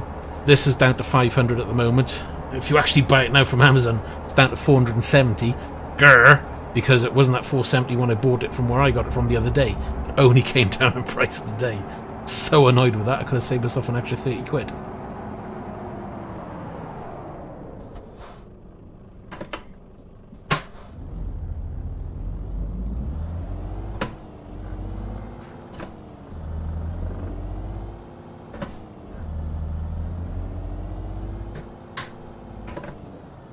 Oh, I know, I couldn't believe it. I ordered it, and the day it arrived, I had it saved in my Amazon profile as well. And on Amazon, when I was checking, it was 525 quid. And I checked, and I'd loaded Amazon because I was thinking, I might want to order some bits and bobs.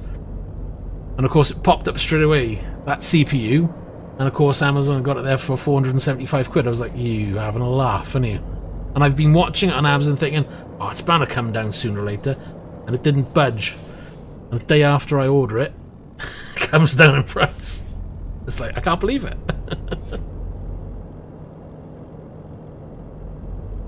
Ah, well, that's only 30 quid. Even at 500 quid, it's a bargain.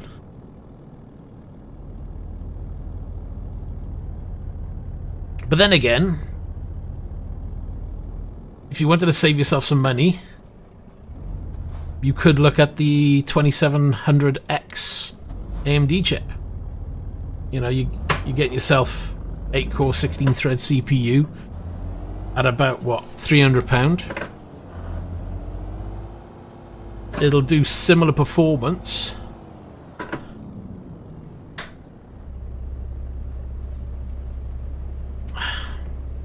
The 9900K will give you better frames per second while streaming than the 2700X. But you've got to weigh up cost as well. I mean, you know, if you've got the money, then go for the 9900K.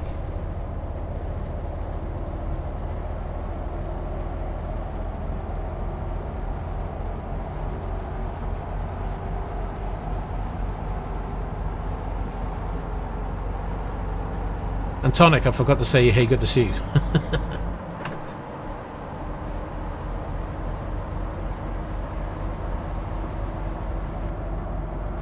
Tonic, let us know what cooler you're thinking of.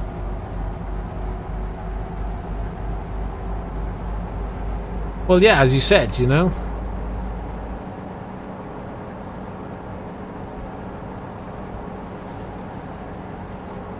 See, Tonic's doing the same thing.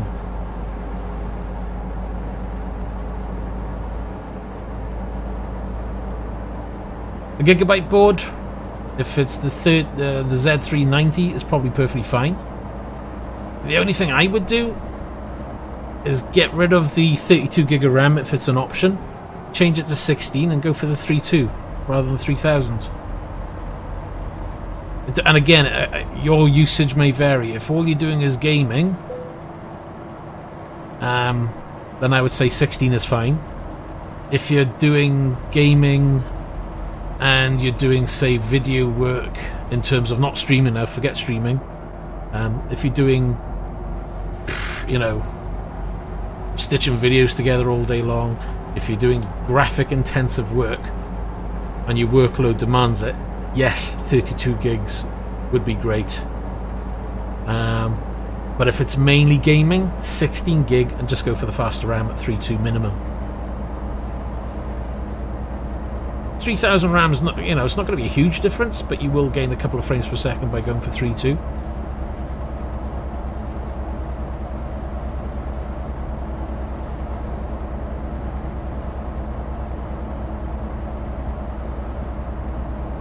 don't know what it is with everybody wanting to get 32. I mean, you can always add another 16 later on if you really want to. And if you think, you know what, I want to have my PC and this is going to set me for the next, I don't know, 4 years. Yeah, get the 32, but I would still look at 3200 RAM. For gaming and streaming, you don't need 32 gig of RAM. I've been streaming off the same kind of setup, even with an 8600 with 16 gig of RAM, and I've lucky if I've cracked 10 gig of RAM usage. You know, I'm streaming now. Okay, ETS is not the biggest workload, but I'm using what, 8 gig in total while streaming. You know, 32 is just going to be overkill. Now, yes, I've seen reviews where, you know, they'll compare 16 and 32 gig of RAM, and you'll gain, say, anywhere from 2 to 5 frames per second extra. But for 150 quid, though, is it really worth it? You know, you could overclock your CPU by 200 megahertz and gain that in seconds.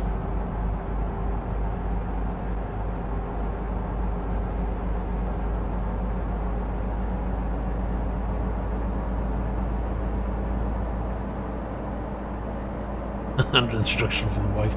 Well, this is it. See, if you went for the 16, you can go for the slightly better RAM.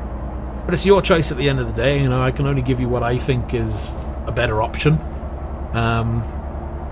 If you've got the budget, then blow it and go on to the 32 gig by all means.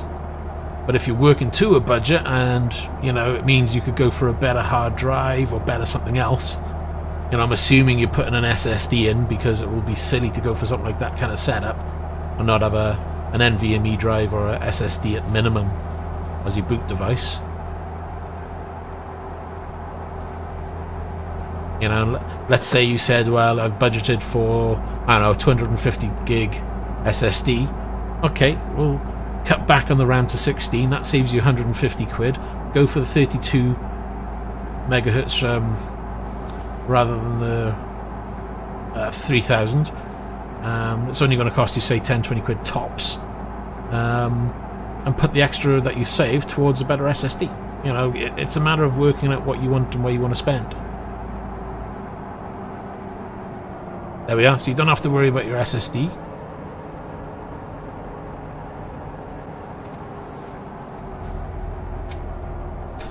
For me, when I did my homework, the 3000 RAM and the 3200 RAM, there isn't going to be a huge amount of difference in performance, but it looked like that the 3.2 was the sweet spot per dollar, shall you say.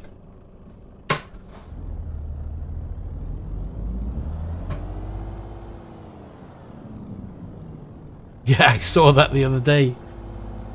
You know, so if you want to fill up so it looks nice, you can buy the Corsair modules for 40 quid. And I thought, you know what? People will probably go for that, because those people who want RGB this and RGB that, they will jump at the chance. Especially if it means they don't have to spend, you know, a fortune on RAM to do that. Myself, I'm not really bothered. I'm not fussed on RGB at all. I've got LED RAM, but it's just plain white, because that's the theme I'm going for, either red or white or just white. I'm not bothered about RGB or be able to change colour or anything else. I thought if I go for white, it'll stay with me for as long as I need it then, and it'll work in any build I use.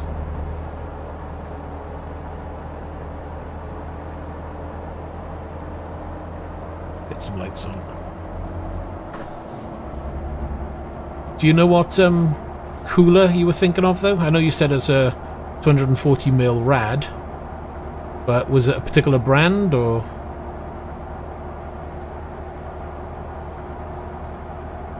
I mean, mine's underneath the Kraken. I know they do a Kraken X72, which is nearly £200, but from all intents and purposes, the performance isn't any better than the 62. So I'm kind of glad I bought the 62.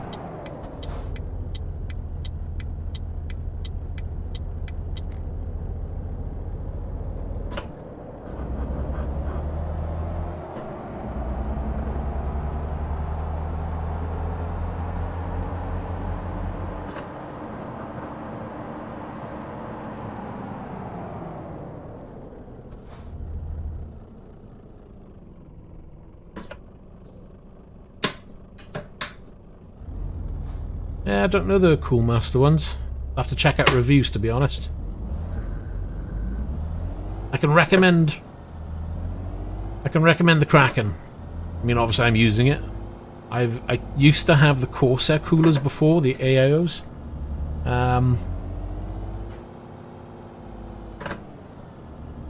I had a problem with mine where the fans on them got noisy and loud. I got a friend who's got a similar cooler. They've turned into the same, so it looks like it may be a common issue with them.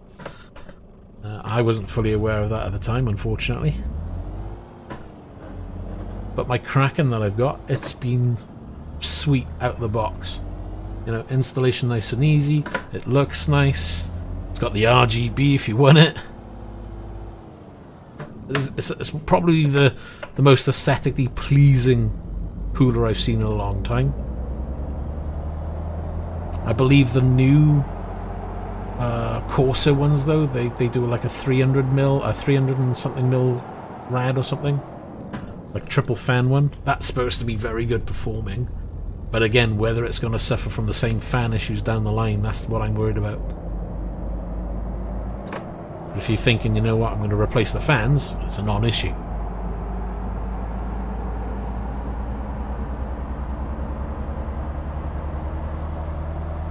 Am I going in the right direction, or am I just... Oh, I've missed a section there, damn it. Ah no, never mind, I'll crack on because I'm going to be late.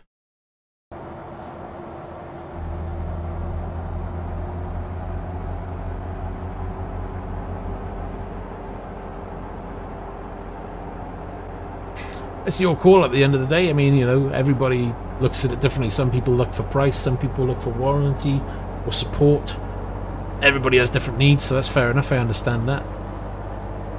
Yeah, super. The Kraken, that's the X72 that you've seen there for the 360mm rad. For all intents and purposes, it's no better than an X62 on performance.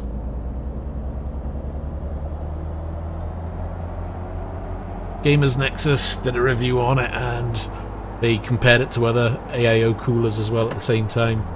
Because I was thinking, oh, am I going to need to upgrade my cooler? So I checked out the review, and they said ultimately, you know, it's not going to matter whether you've got a 240mm or a 360mm rad. You're not going to get better performance because it just doesn't need that size,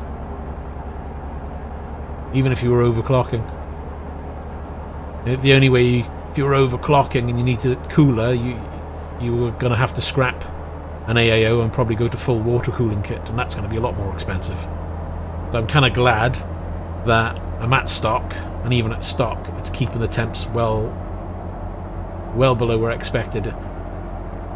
Actually, on idle, it's been lower in temps than my 8700K, which I was impressed at. Then I did apply the thermal paste differently. When I did the 8700K, I did the P-size dot in the middle, push it down, spreads out. After doing some research, it would seem that doing a cross from corner to corner, a thin line from corner to corner, and then mount, gives you better results. And that's what I did on this one, and I must admit, it's been the coolest that I've ever had on a chip.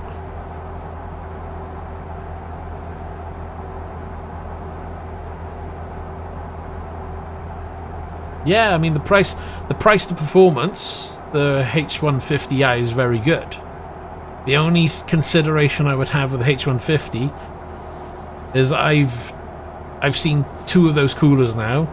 Not that particular one, but they do use the same fans, and the fans do go noisy. But these are the older model coolers. Now, whether they fix that problem or not, I don't know. But if you, like I said, if you're planning on changing the fans, then it's not a problem.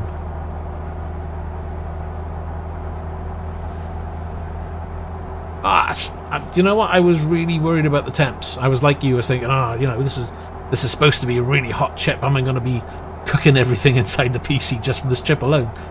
But it's really surprised me. On idle, it's been a lot better than I expected. Idle has been as low as 23, but the house has been cold, so maybe that accounts some of that. But as I say, I haven't seen over 50 degrees, but, you know, I don't do anything really taxing otherwise. It's mainly gaming and a little bit of video work and streaming, and that's it. You know, if I haven't really benchmarked it to really push the CPU because I don't feel the need to. I'm never going to get to that kind of level. The Kraken one is a cracking cooler because it's got everything in one. It's a good cooler, as good as any other one out there. Because let's face it, if you do the research on the coolers, the pumps that they have, pretty much all the same, and they all use the same size rad. You know, there may be slight differences in design, but other than that, the performances are all very much the same. A couple of degrees here, a couple of degrees there, and to be honest, some of that could be controlled by different case, you know, different thermal properties and what have you, different fans. So you know, you can do all sorts. I wouldn't worry about which cooler I went for at the end of the day. I would go for a quality name brand one, but then it comes down to aesthetics. And to me, the Kraken is the only one that pretty much has it all. You know, they're all starting to bring out RGB this, that and the other, but none of them look as nice.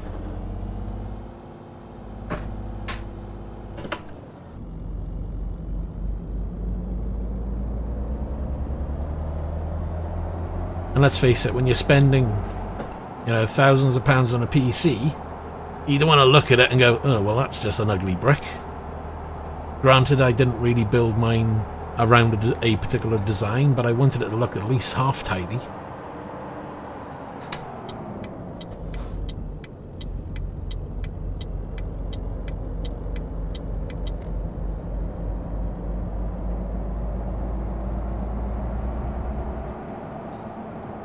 But don't get me wrong, you know, if you chose to go for a Kraken X72, is it going to be any better? It may actually perform a degree or two better, but it's not going to be a night and day difference. If you've got the money to burn, happy days, go for it.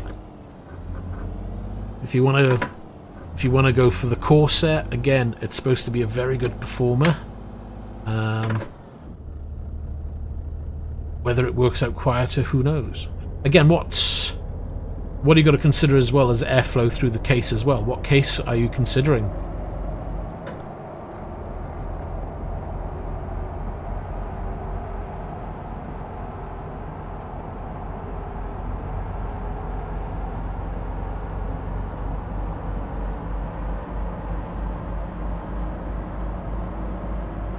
Don't worry about the typing. I mess up enough trying to speak. Who cares about trying to type?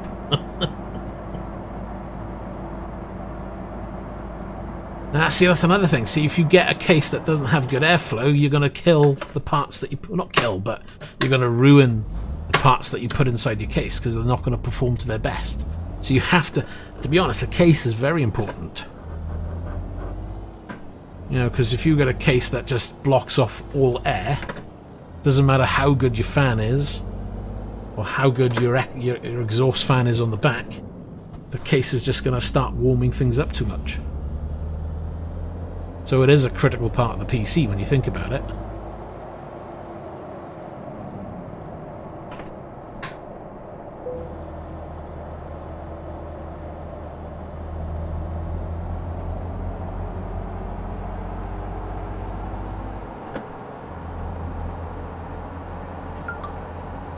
What was that? That was going bleep, bleep, bleep. Was it my phone? Could have been. Probably is. I can't be bothered to look though.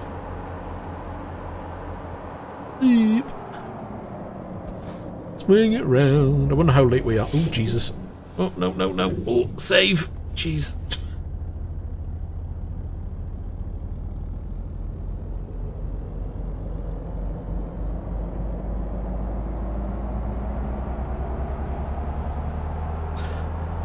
If you want advice on case.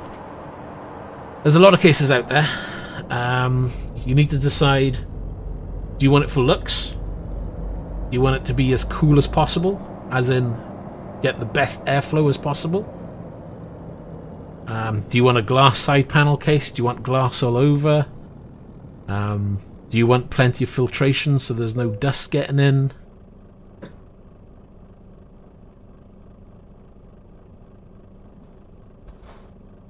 Well, Tonic, at the end of the day, you know, it's your money. I can only advise. You know, at the end of the day, even if you went for 32 gig of RAM, it's not gonna make your gaming any worse. Just means you may spend a little bit more, but as I said, if you've got the money, go for it. I mean, personally, if I had money spare, yeah, I would probably splash out on 32 gig of RAM as well. But I know that doing so isn't going to give me an extra 20-30 frames per second. Now, this is where everything goes jerky because I'm trying to meddle around with the menu. Where are we going? We go to there.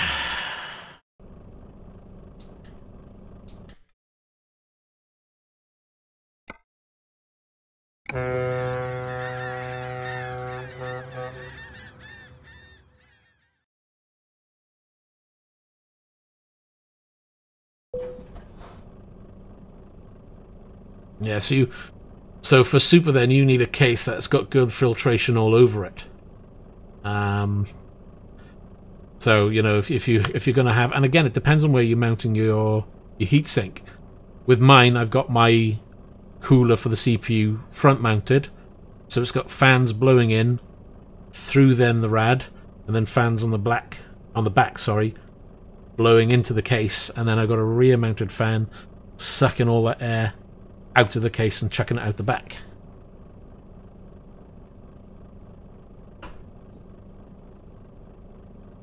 For me, I went for the Fractal Design R6. I can't remember the model number now. It's in the description anyway. I've had Fractal cases before.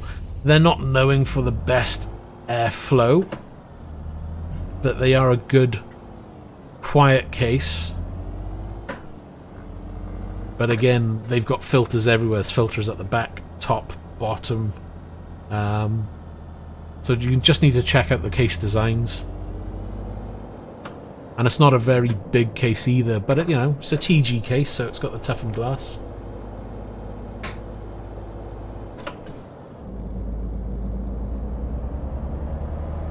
Where am I going? Did I miss my exit? Oh no, this says go up here. What? Why is this not on the map?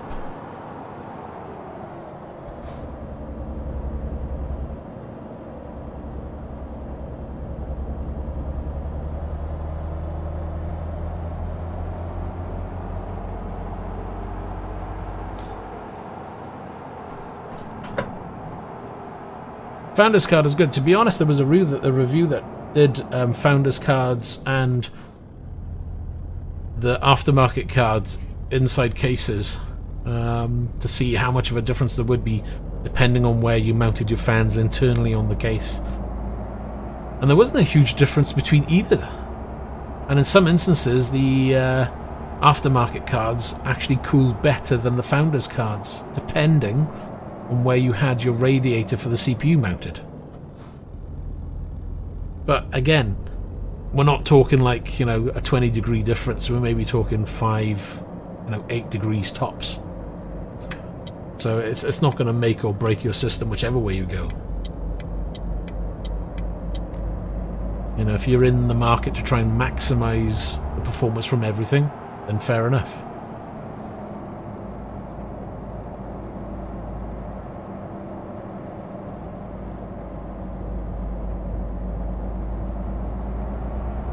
In-wing cases, I've seen they've gotten better and better, to be honest. I used to have an in-wing cases years ago. But they're certainly a lot better now than what they used to be, that's for sure. One investment I would recommend anybody with a PC get yourself an electronic dust blower. Little handheld pump that pumps out air at extremely fast rate. Make sure you've got everything tied down when you use it, because I swear it'll blow the most random things off your desk when you turn it on. I've had my phone nearly fly off a desk because of it. Surprised how powerful. That's like a 500, 600 watt little fan blower. But boy, they work. Great for getting dust out of graphics cards, especially if they got a cover that and you need to blow it out. The only thing I'd recommend doing is make sure that you hold the fan so it doesn't overspin that fan, otherwise you could damage the fans.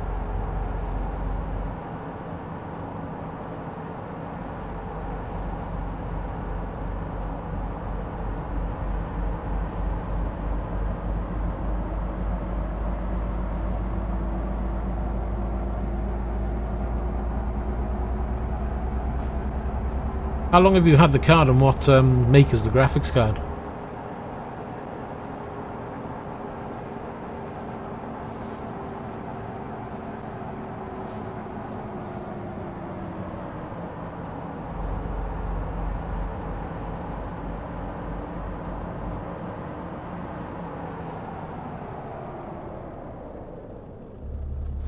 Yeah, I used to have an Antec case.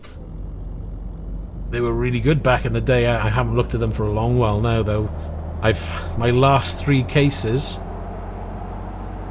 give or take, have been Fractal Design R cases.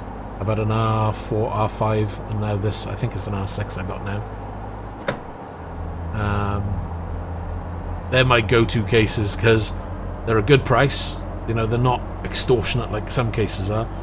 And they're a good all-round performer.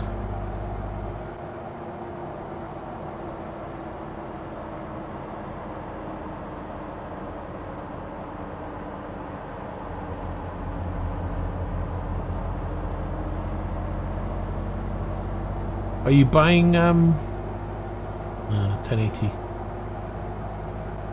What's the price difference between a 1080 and a 2080 Ti? 2080? Probably not worth it, to be honest. See, this is what I would do if I were you, see. A 1080 card is good. 1080 Ti would be better. But the 1080 Ti's are thin on the ground these days. The 2080 Ti would be a better choice. You could argue, hey, scrap the 32 gig of RAM, go for 16, get a 2080 Ti. Get a 2080, sorry.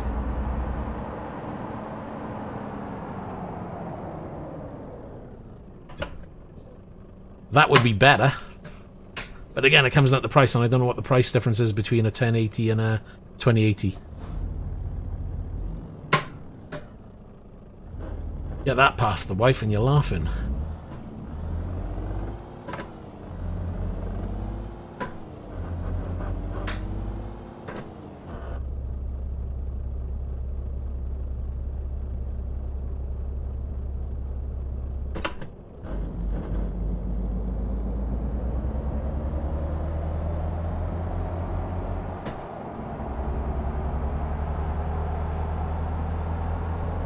Still got 2 hours on this job. How late am I? Let's have a look. Time remaining 0. Oh my god, how long ago did that run out of time? Ah, why did I take such a quick delivery job?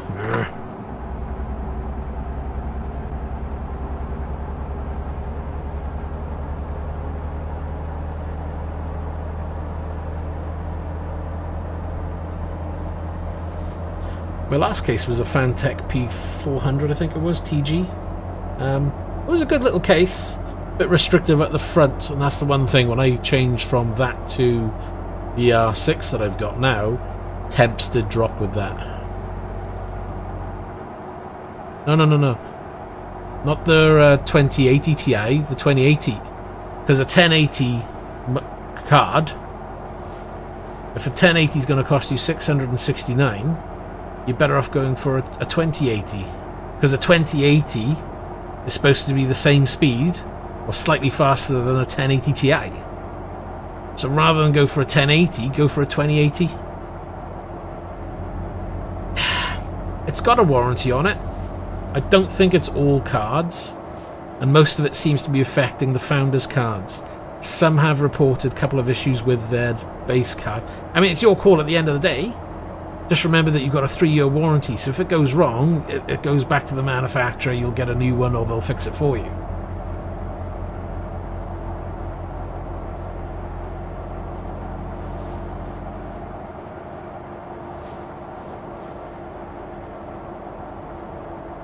See, this is what I don't get. Why would you buy a 2080? If you have issues, why would you sell it? That card would have a warranty. If you've got a problem and it's unusable, it goes back to the manufacturer or it goes back to the person you got it from. They would either have to fix it or they would have to give you a warranty. Or a brand new card like that, if it's faulty within the first month, you could ask for a refund like that. So I find it very strange that these people are selling them and not going for a refund or an exchange.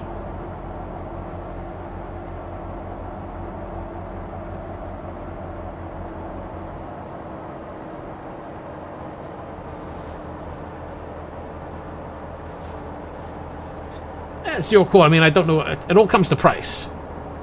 You know, if there's not a huge amount of difference between the two, I would certainly consider a 2080 personally. The other option is, why not pick up a second-hand a 1080 Ti? You know, you're looking at 500 quid, second-hand.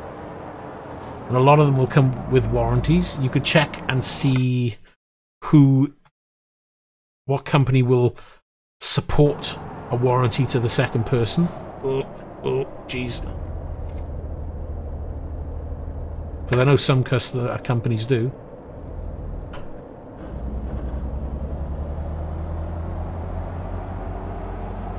Yeah, well, 1080s, they're like 1080 Ti's are like hen's teeth at the moment. So any that you see will be marked through the roof and you're going to be paying over the odds for. Which is why I would recommend at around the £700, £800 mark, the 2080 is the better buy. You know, yes, you may be put off by people having problems, but if you do a bit of research, I don't know whether this is on all 2080s. From the little bit of I've read, it seems to be limited to the Founders cards. So if you're not buying a Founders card, you can tick that off.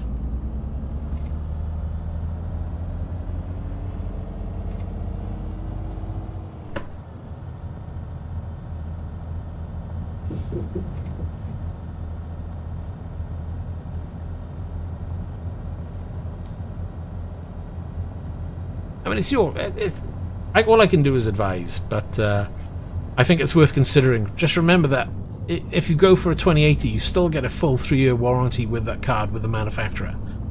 And you'll get a year's warranty with the company you bought it from, at least.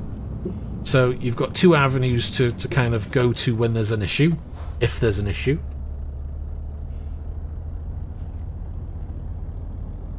But you know, you could buy anything. You could buy a car and have that go faulty. You know, at the end of the day, they're not going to leave the car on the driveway. They're going to take it off and take it to be fixed. Same with your card.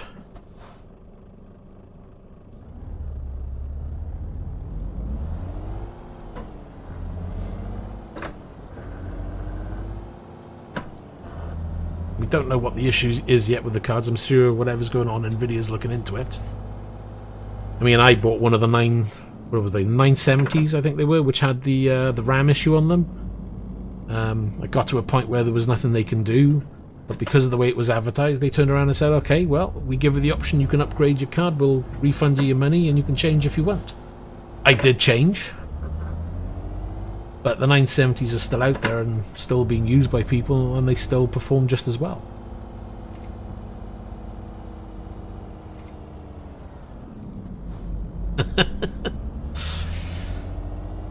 You just got to wine and dine them, or just get them drunk, and they'll say yes.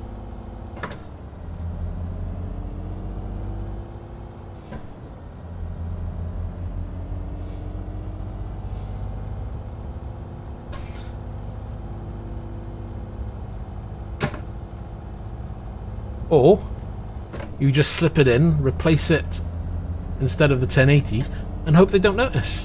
You know.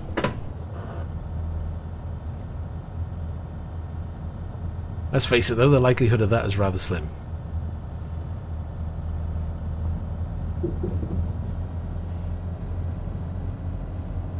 Vibrations. Oh my god. Oh wow, what a sunset. That looks really cool. Quick, let's pull it into it before it goes.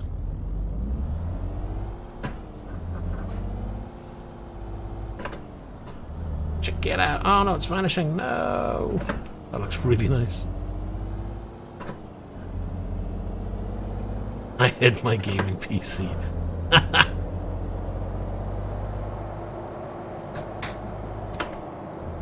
Just tell her the 1080 isn't in stock anymore and you got to order a 2080. Nothing else you could do. Which, let's face it, the longer you wait, that may happen.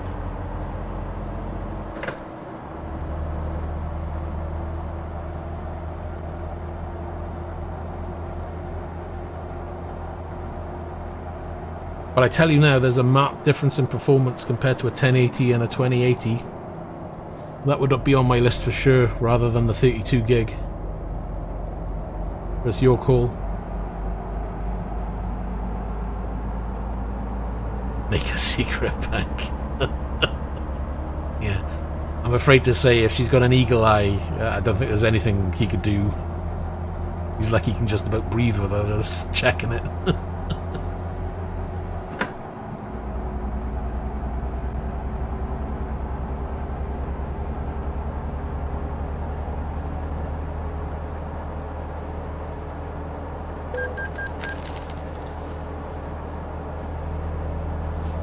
Okay, we're going to take some bets at how late I am. I'm guessing about 4 hours. I haven't got a clue how late I am.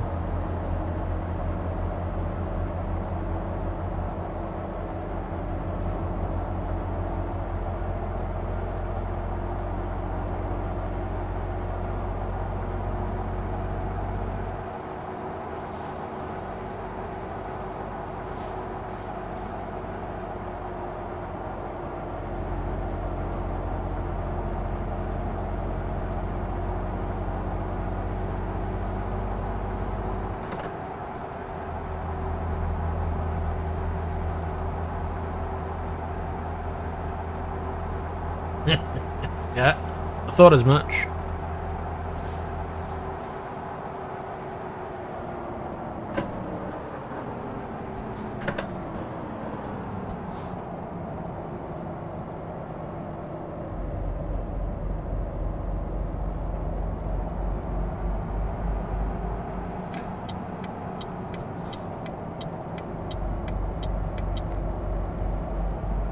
If it was me, I would be like, yeah, okay, 16 gig of RAM, 1080 replaced with a 2080, and just say, the stock was running out and they didn't have the right one in stock, so I thought it best I go for the 2080 now, because we'd only have to upgrade in the future.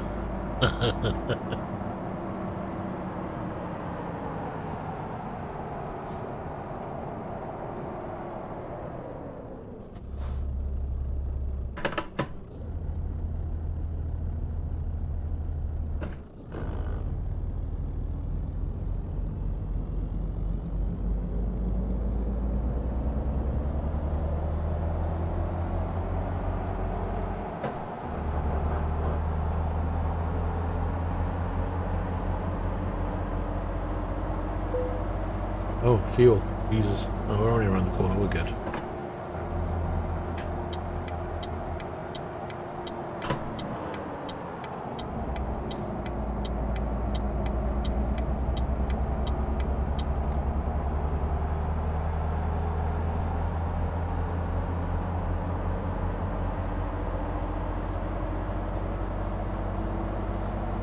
Ah, come on. You know I'm right.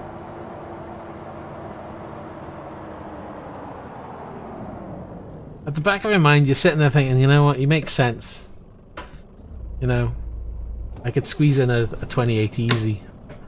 I don't really need 32 gig of RAM. It will give me better performance. I'm good at spending other people's money, did you know that? Good at spending my own as well at the moment.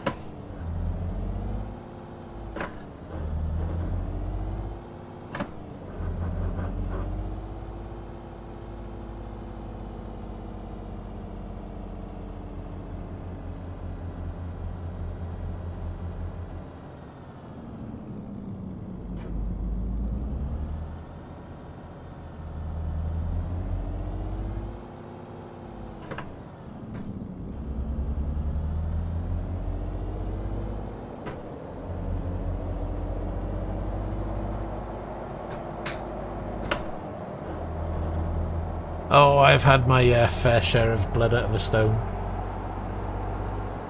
It's one of the benefits of being single now.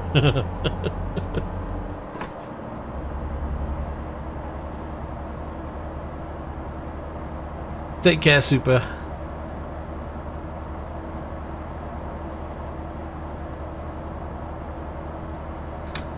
Oh my god, we're nearly there. Do do do do do. Hit the brakes, hit the brakes, hit the brakes. Come on, move. I don't want to change it now, I'm going to have to.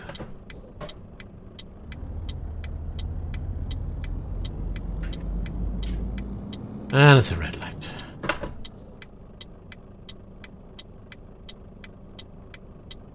Oh.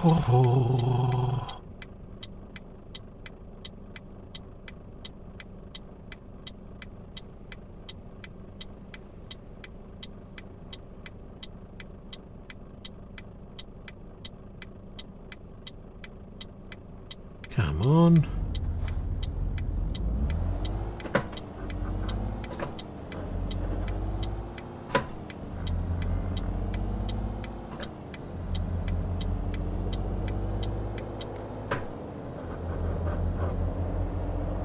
Quick, grab all the sections.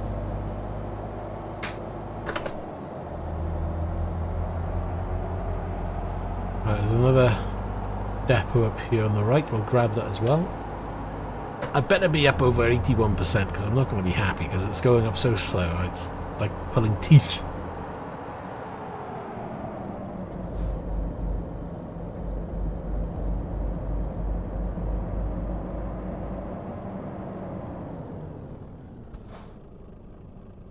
No, I think you've done quite well there.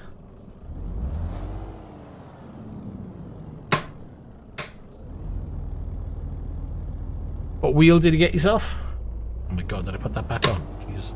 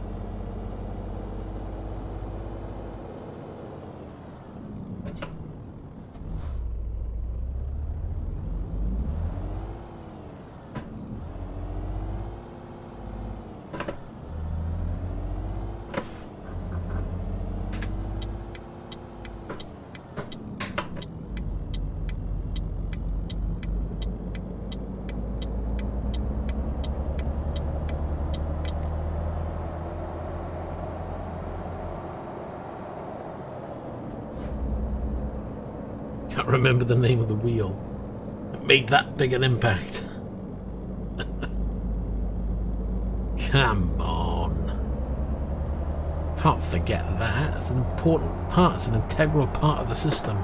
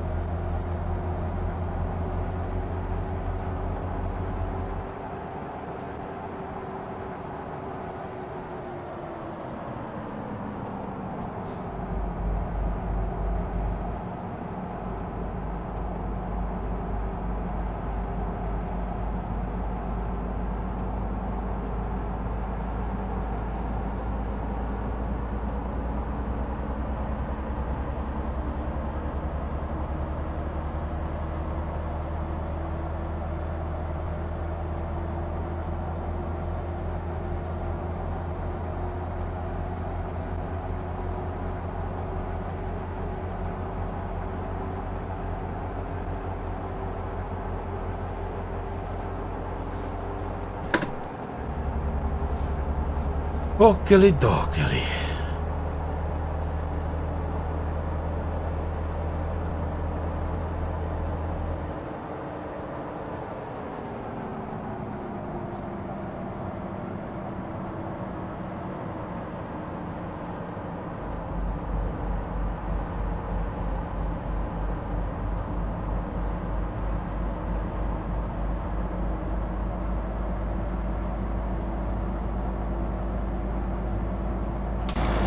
Scenic view.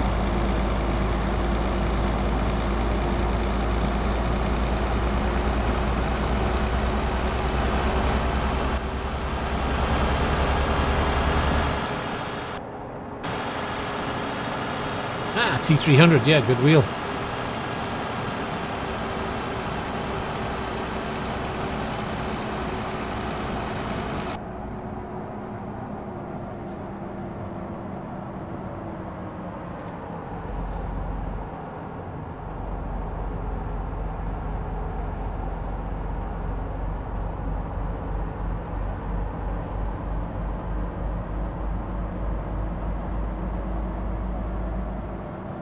The only thing to look out for in the T300 is at high load or long usage you may get heat issues. Keep an eye out for it though. Hopefully yours is okay. Not all of them had the problem as far as I'm aware, but it was an issue for some. But I think a lot of it is down to how high you have the force feedback. And if you're crazy mad on force feedback and like to run it at 100% all day long, yeah, you're probably going to come and get that issue.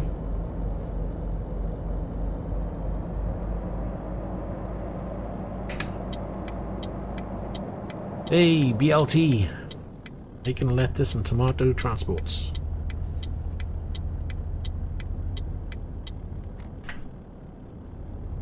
I could work for that company. Won't have any profit though.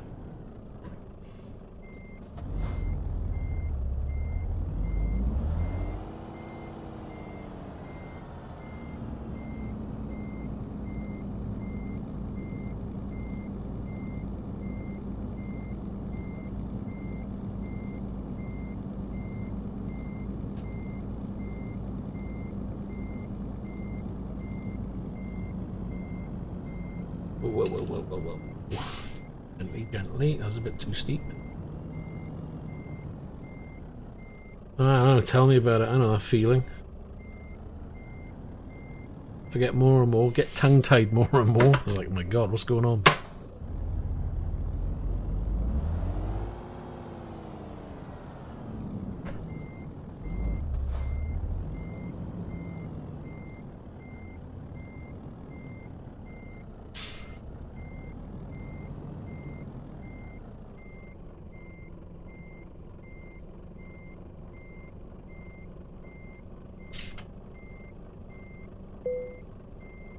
Boop. Oh, how late were we?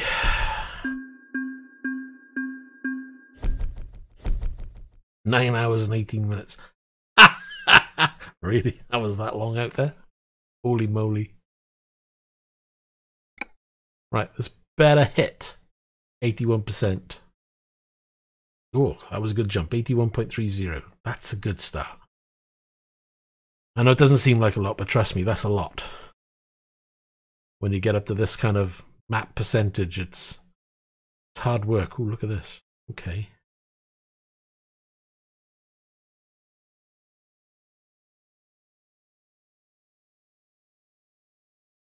Look at this guy, 67. Look at the PC setup he's getting. My god. I better have a cracking PC when I'm that age. I'm worried I'll forget to use one at that age. No disrespect. Hey, no entry. Good to see you. How you doing? I'm thinking maybe do one more job, but I don't know where to go. Brussels? I know. Crazy. Ooh, Luxembourg. No, I'm only joking, fella. Don't worry about it.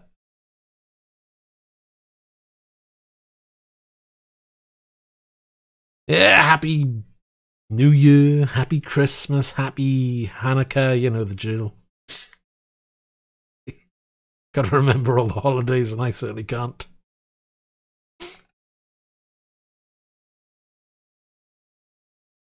No, but I'll admit, you know, it's funny really when I look back at my grandparents and I think they wouldn't even know what it's like. My mother, if my mother was to look at a PC, she would look, what's that brick? That's the kind of attitude it is.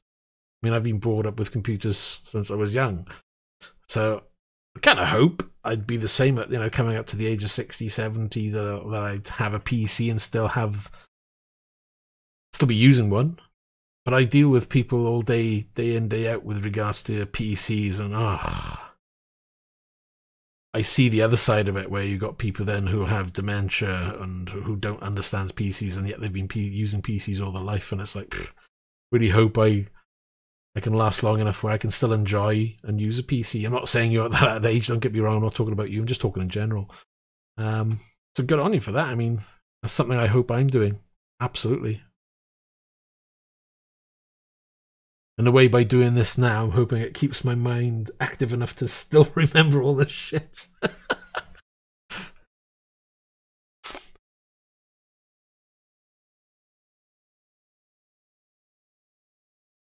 I'm thinking down this area.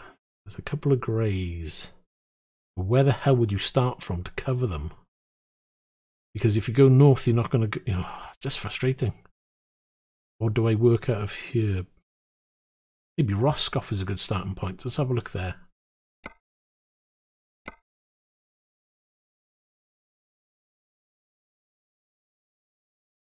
Oh, absolutely. You've gone through an awesome kind of period. You know, you've seen it all.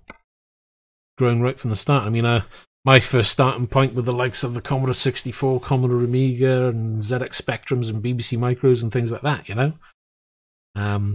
Even as far back as the old, I don't know what they were, Ataris were they? Like little paddle machines where you had Pong or whatever it was.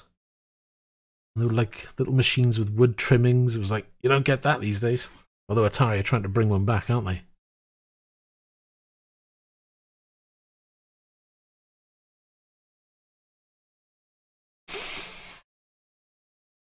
Never got into the Spectrum. Never purchased a BBC, but played on them. Played on the Spectrum. Owned from the Commodore 64 upwards then. A Commodore 64, Amiga 500, Amiga 1200. And at that point then, it was swapping over to PCs when the Amiga scene started to die down. Because the Amiga scene and the Amiga demo scene and games was really big at that time. Along with the Atari STs. Never had an Atari ST though. I was an Amiga fan through and through in those days.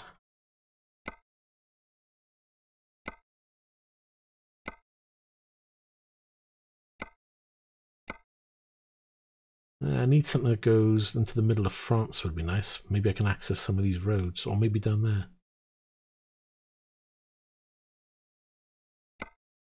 I couldn't bring myself to buy an ST. Just wasn't me. The Amiga had so much more going for it in my eyes.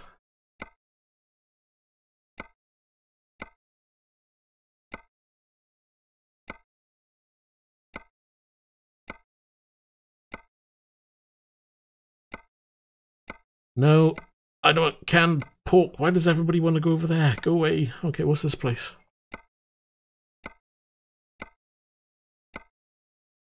That goes in the wrong direction. Don't want that one. I want to go...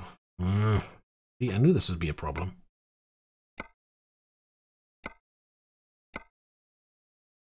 Toulouse! Or not Toulouse? This is the question.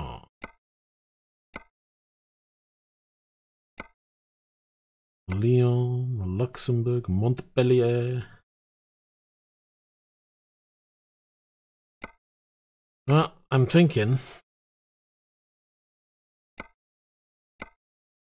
that one, but why is it going that way? Why not go that way, maybe?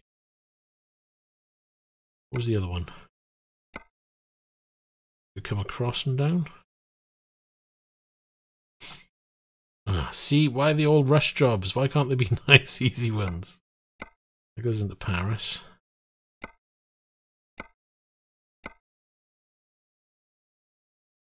Take that job. Take the long way round, shall we? This might be a big mistake.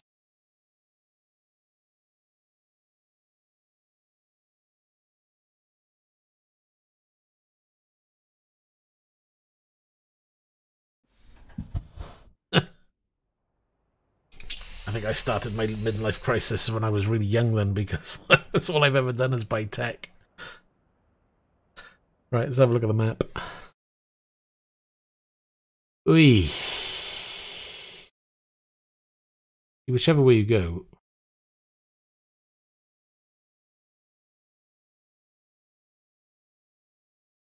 So we're only going from there to there. I'm thinking if we travel here down, travel around down and work our way and maybe take a long way around. Do we want to go this way? Oh crap, we missed that road. Shoot.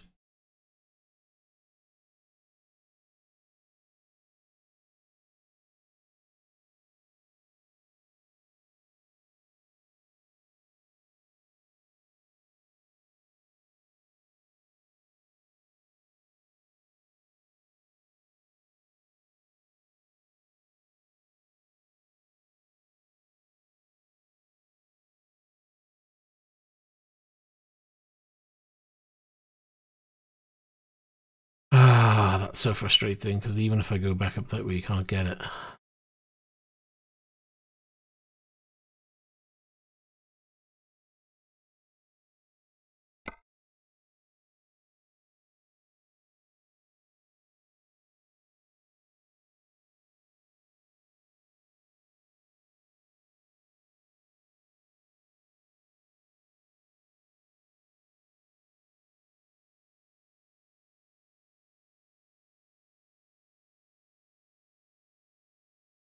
Now let's do that. We're just going to drive around in a circle and then go down. Hopefully we'll have loads of time. Lights. Camera in action. Right, where's out? Over there. Crumbs. What's one of these, isn't it? Where it's... Oh, God. Whoa.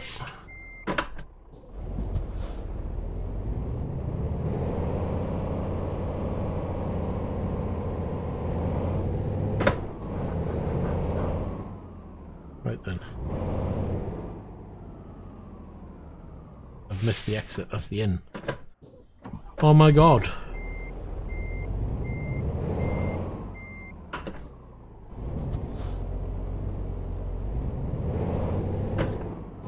What a pain in the butt this one is.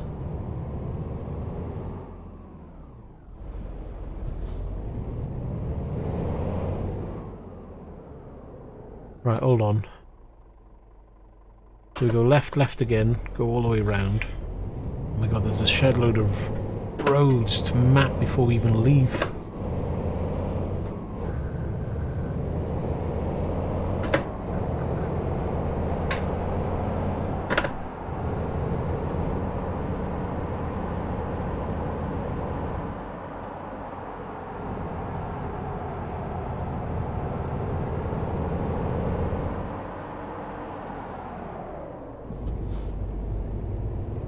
How did they hit you on the wrong side of the road? Were they overtaking?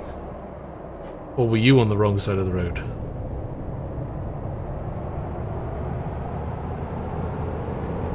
Very rare that the AI are on the wrong side of the road unless they're overtaking.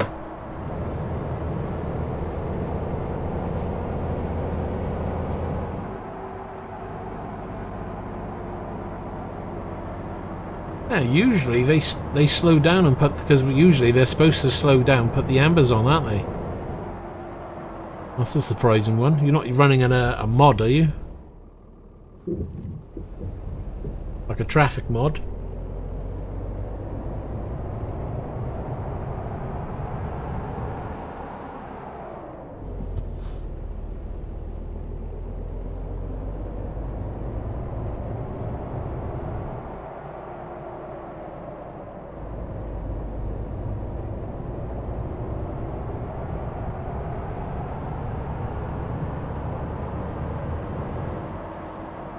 The realistic traffic mod.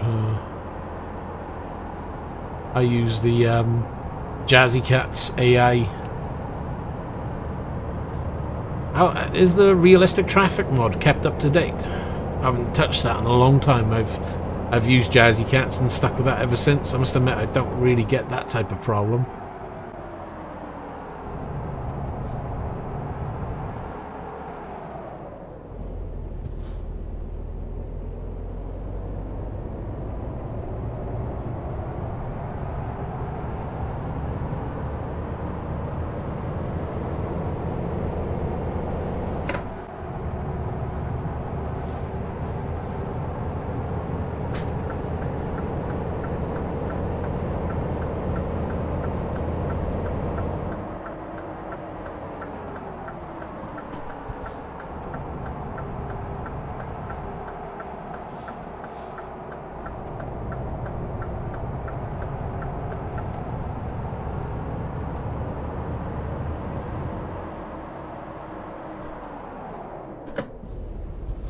What have we got? 800 in the tank. Yeah, we've got loads of fuel.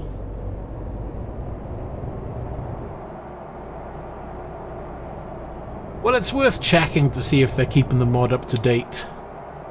Which is one of the reasons why I tend to use Jazzy Cat stuff, because he's always developing, always adding, You know, so with the AI traffic pack, you'll get, you know, like 300 odd cars added in, and the AI is updated and kept up to date with the latest versions. Maybe worth checking, maybe worth downloading the Jazzy Cats just to see what you think of that and see how it compares.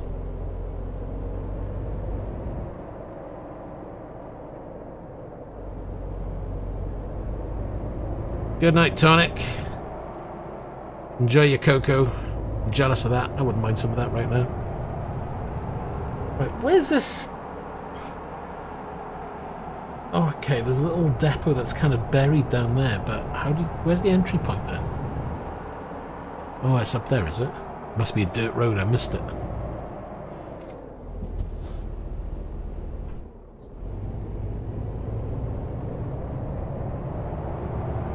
That's better. I wasn't paying attention. That is a dirt road. Just nip in here. Hopefully we can drive all the way around. Because...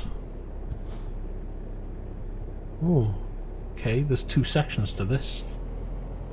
Because this is just the front part and it doesn't map off the other part. Right, we've got to drive around this one then. This is interesting. I've not been to something like this before. Or have I?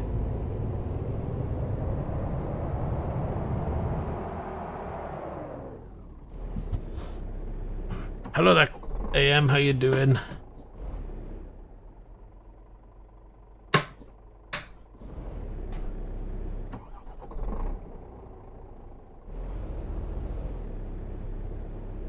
Oh, he's got his room sorted, I see.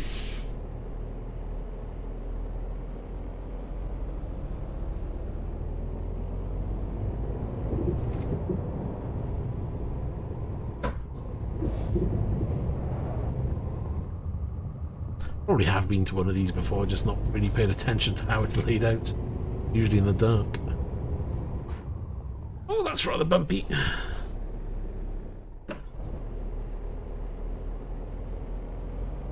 So when do you think you're going to have the room finished then? Another week or two?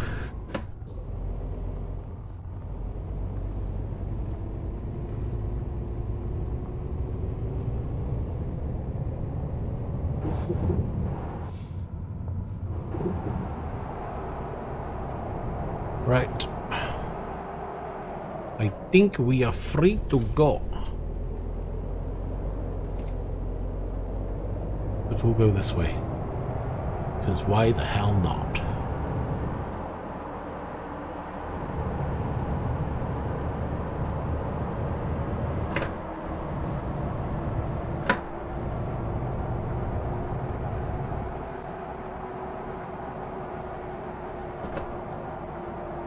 Ooh, you're going straight on, are you? I think I'll slow down then.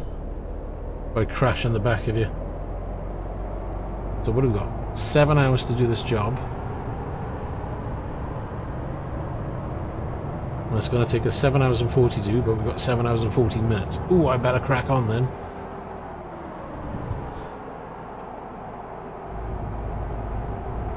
Oh, hope you're turning off that way.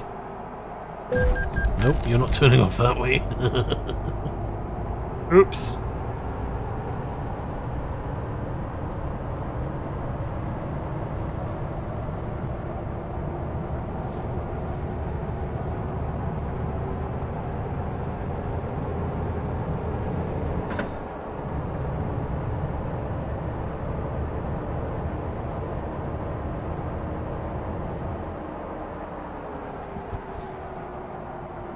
Three weeks, not too long then. Bet you're chomping at the bit, ready to sort it all out. Ah, look at all those roads I missed. Oh no, gutted.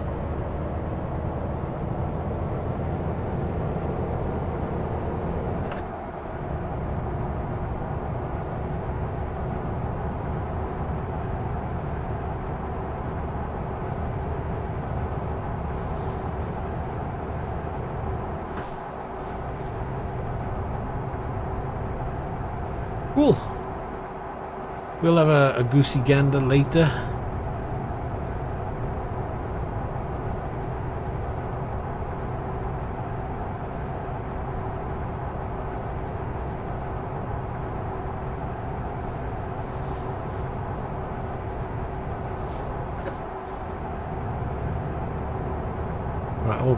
I going? Check the big map out. I'm getting confused. Why am I going? Oh, okay. Oh, shoot. I want to be changing you. Oh, crumbs. Come on.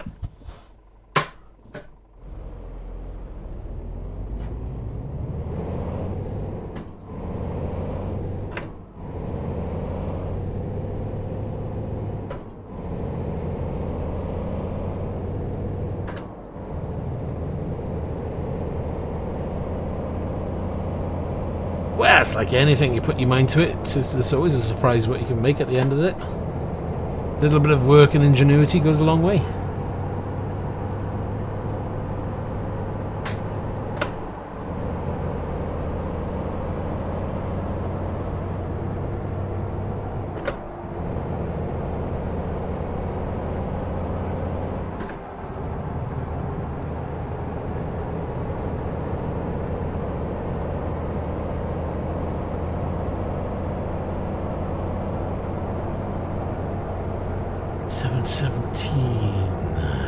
Tuesday. This is like AM time then, is it?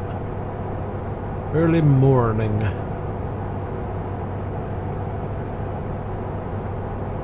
So you did the fan mod then. So yeah, I'm guessing without the fan. Have you tried it without the fan? Does it heat up quite a bit?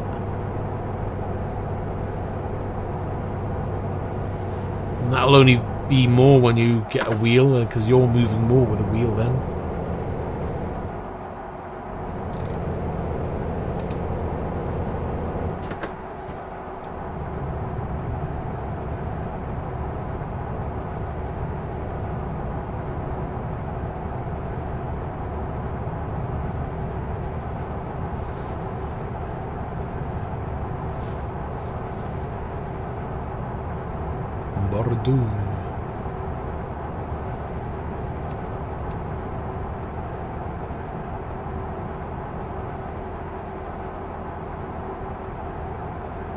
Well, remember, you know, if you're going to end up squeezing a PC in there as well, and you're going to have a wheel in there, the wheel motor may produce heat and may get warm itself. The PC is going to produce more heat than you might expect, and if that's all in a small room, you know, it can certainly produce a bit of heat. And if the house is generally warm, it only adds to it. So yeah, having a small... Try it. When you get the PC put in there, turn the fan off and see how long you last. And see if you need to turn the fan on. I mean, lucky enough, it's a lot cooler than usual. Wait until the summer as well. Might be a different story then.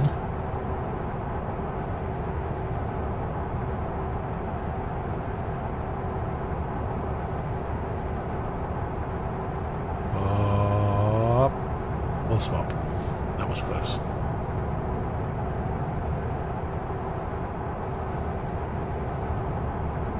I've pretty much turned the heating off so the house stays cool at the moment. I mean, I don't need to have the heating on.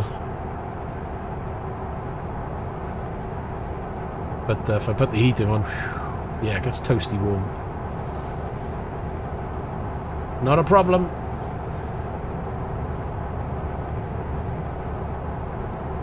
Right, why has this got me... Oh, see, this has got me doing weird things again. Right, let's clear off the map. It's going to do this weird thing to me. Reset navigation. I want to go this way. Follow that, come back around and go down. Or am I going to go that way? Move that there. Move that there.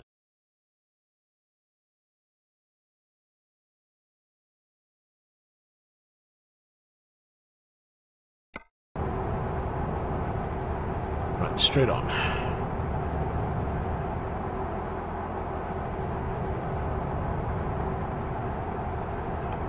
We need the side mirror on. Oh, this one works. Yay!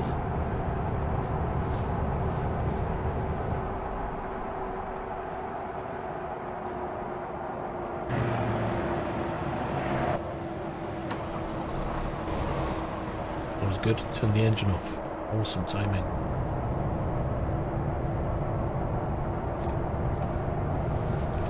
was actually looking for a different view. Now we have to turn.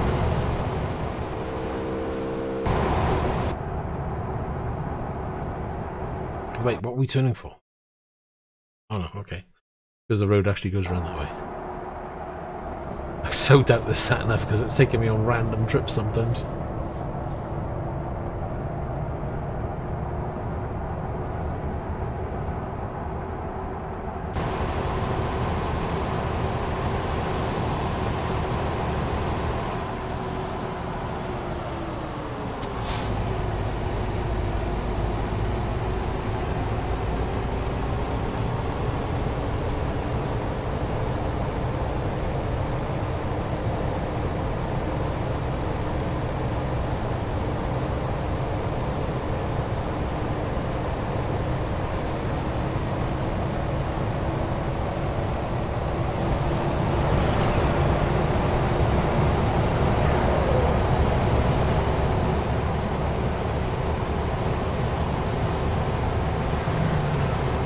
Not a bad trailer on that. I like that.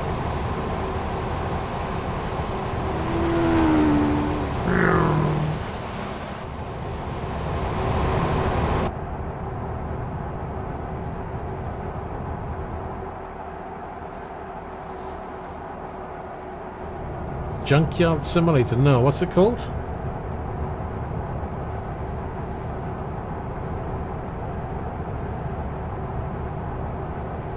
Haven't really been keeping abreast of new games coming out other than Dirt 2, that's about it.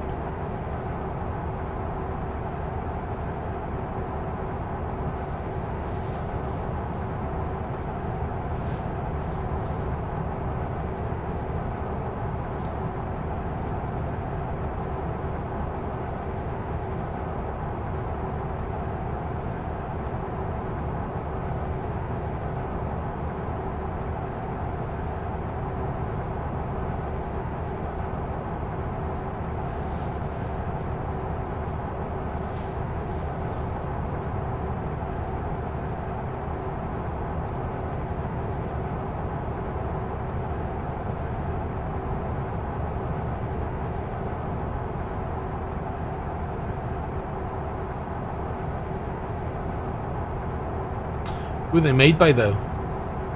Car City Traders or a car trader salesman? I don't know how much longevity that would have. I see myself getting bored quite quickly, I don't know.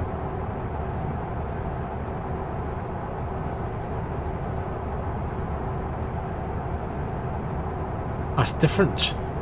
You know, you could compare it to truckers and say, okay, it could be the same kind of thing, you get bored rather quickly, but you're driving a truck. Whereas Car City Trader, what are you in control of other than a pen and a piece of paper maybe? On a phone. You know what I mean?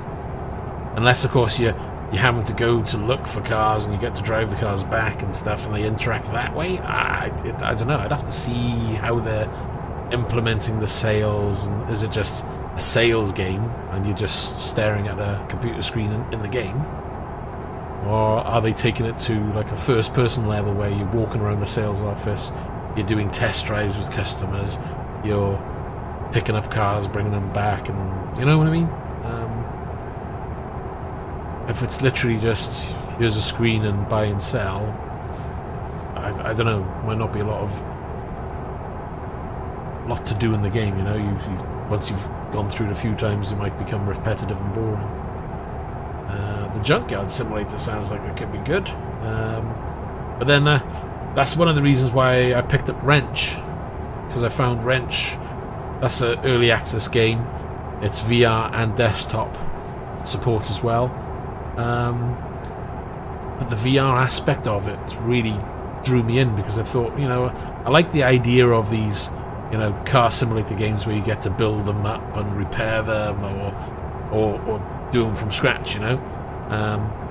But the thought of just clicking a mouse and whizzing a mouse wheel around didn't really do it for me. However, having a controller in your hand and having to work the wrench, or having to lift up parts and feel like you're physically doing, even though, you know, you haven't got the weight and stress from doing things, it was just it just seemed like it was a little bit more involved, and it was drawing you more into the game. And plus, you've got the best of both worlds. If you want to sit back and do it from a desktop point of view, you can. If you want to get a bit more involved and, dare I say, a bit more hands-on, you've got the VR side of it.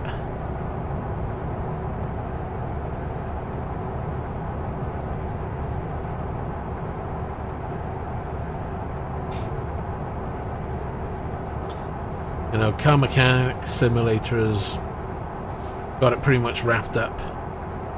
I think Wrench can do a bit better because of the VR side of it. Hopefully they can pad out the game to give you as many options as what car mechanics simulator has done. So any game that's similar to that has a lot of work to do to surpass, you know, car mechanics simulator. Because that's like the base that everybody's looking at now.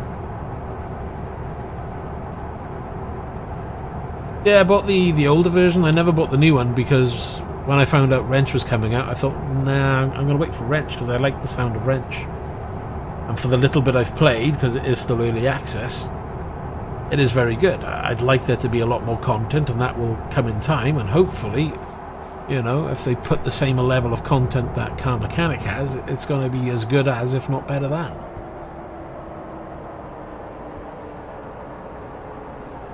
Ooh, that was a bit...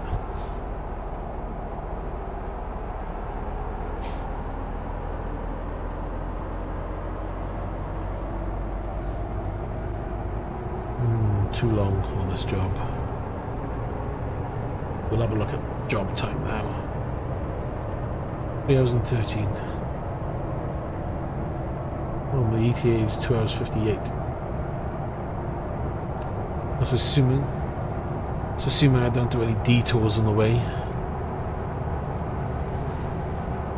Probably not.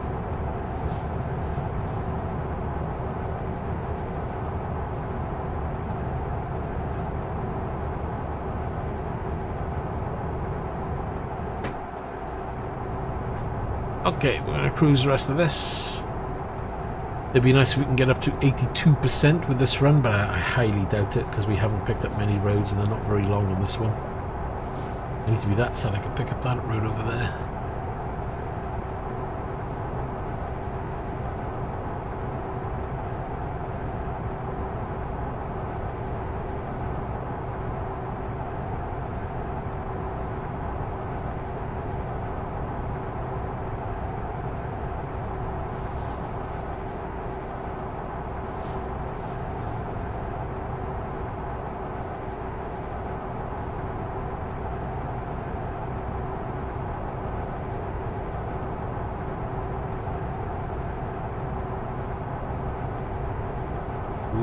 That's a bit fast.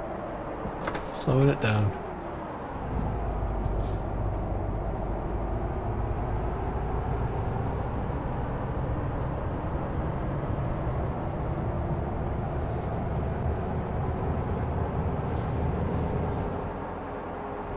Oh, what have we got? 110 miles, 2 hours and 26 to go. Go, go, go.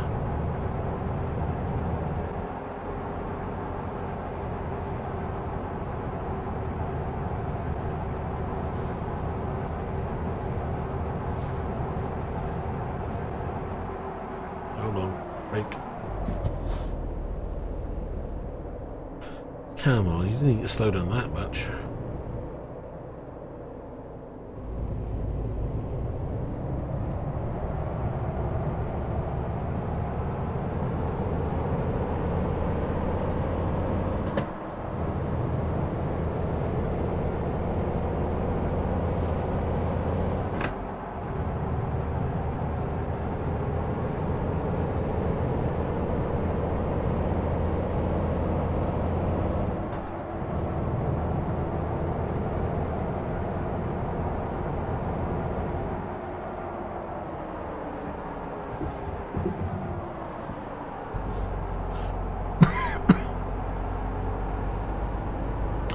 Little area.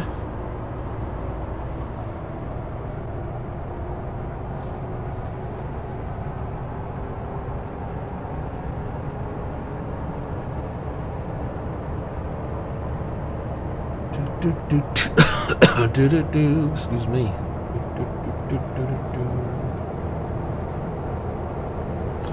Oh, gotta go fast around the roundabouts. There's no slacking around here.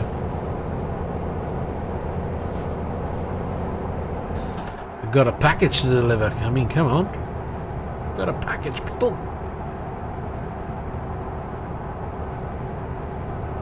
And we got tolls. I hate them. We've got rest.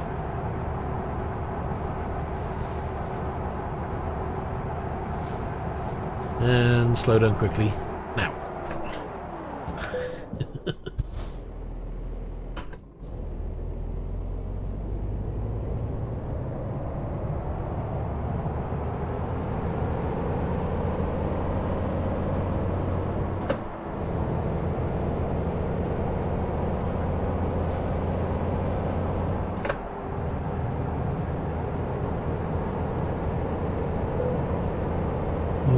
Customer expects delivery soon.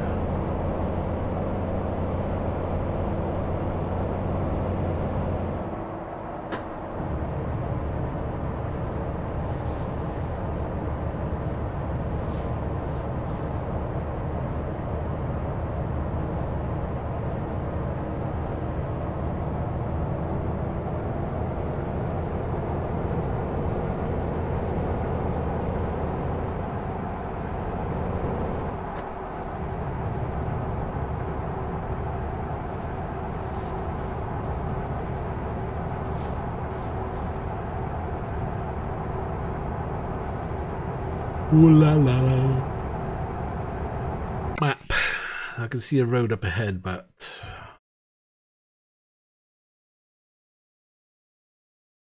yeah, I'm thinking let's go this way. We can go that way. Yeah. That. We're gonna be late. Like I care.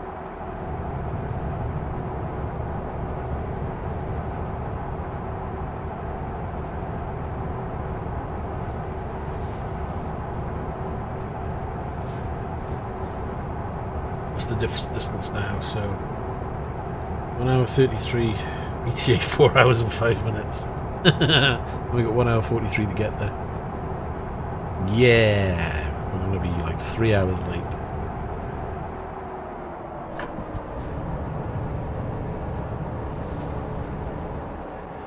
Was a little fast. Oh, that was close.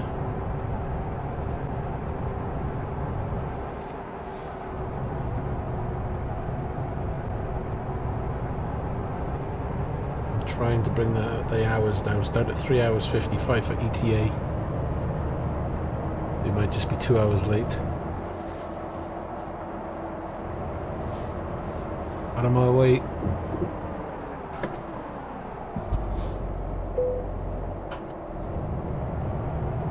Speed through the tolls. I'm trying. Keep.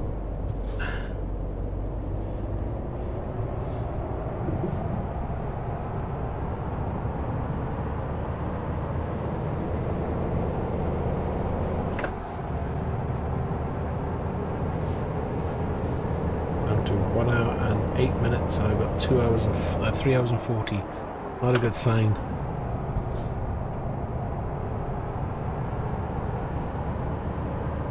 It's all about minimizing the damage now. Lucky enough, the roads are 49, so if I can get myself up to 55, I'm gaining time. But I can't get up to 55. Come on! Don't make me get out and push. Right, there's 55. Let's go. Seriously? There's a sharp right corner, or left corner, sorry, I gotta take.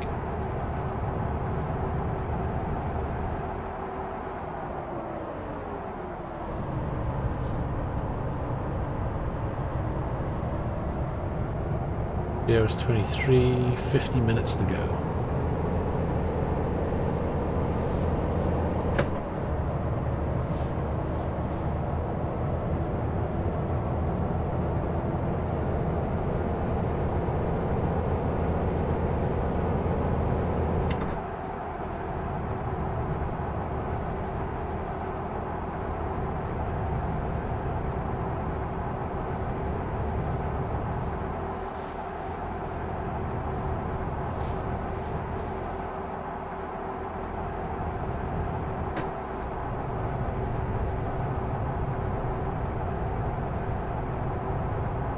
3 hours and 5 and 36 minutes to go.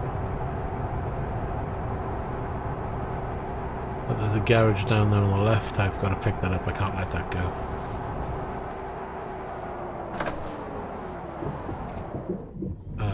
Not by here, you don't.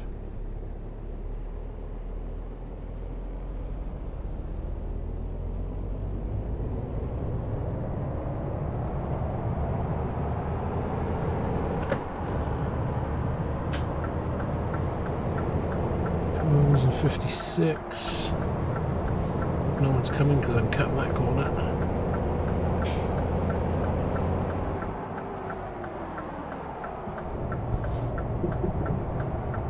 In.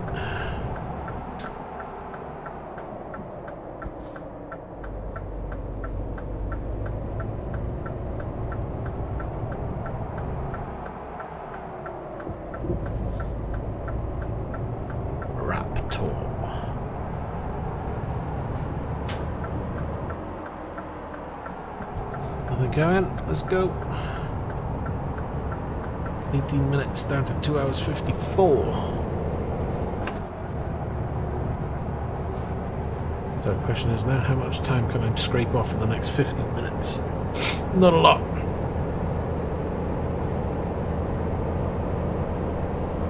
Especially when I'm not even up to 45. 47, 48, 49, 50. Right, we're going to gain a little bit of time, not a lot though.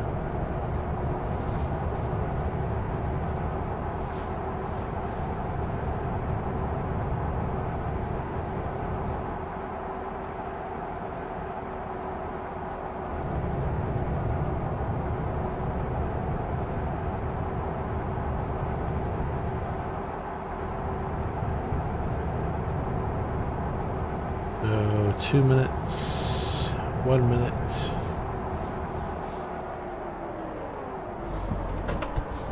And I've classed up late at 2 minutes 32. So the question is, am I going to be 2 minutes 30 late, or am I going to be even longer?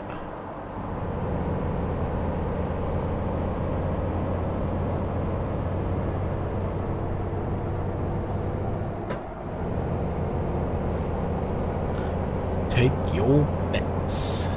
And it's raining.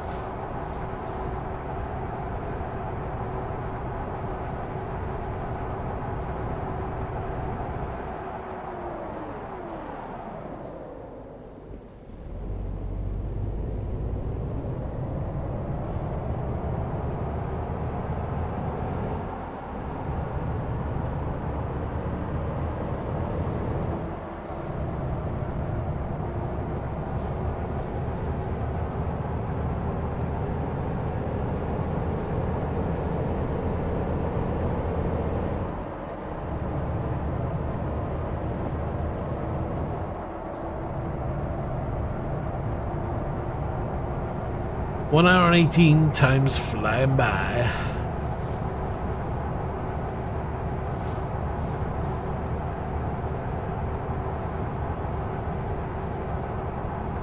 Oh, look, there's another... Ooh, I need to go to that depot as well. If you're going that way, I'm going this way then. Oops. I forgot there was a sign there. My bad.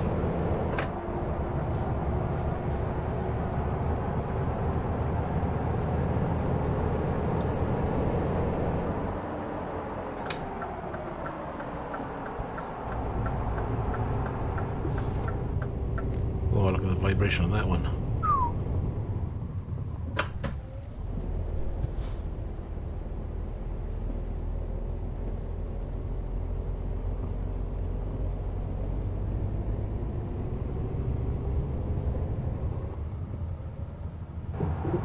Whoa, bump.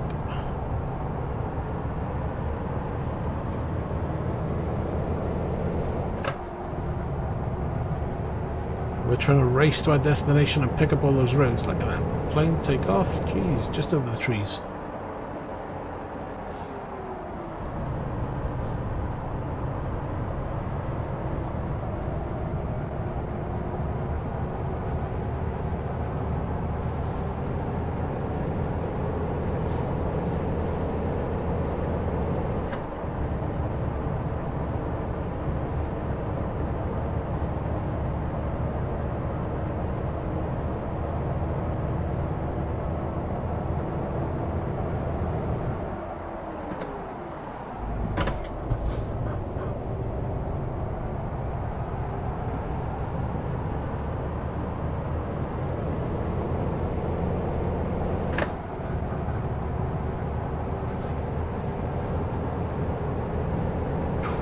Blimey, airport's right for there. I wonder, it'd be great to sit by there one day and actually see, do they actually show the plane going on the runway, or is it something that just appears starting to take up? Never actually looked.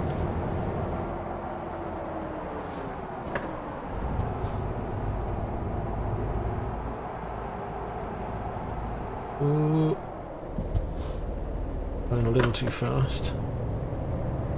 Because I know I've seen them taxiing around, but I've never actually watched one take off.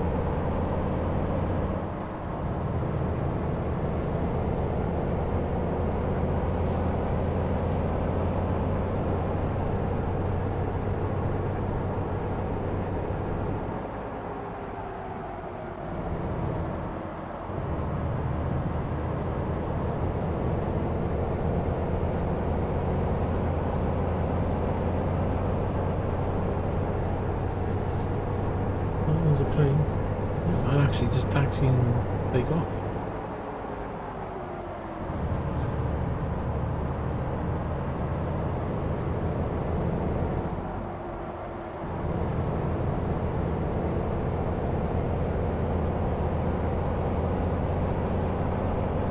"31 minutes to go."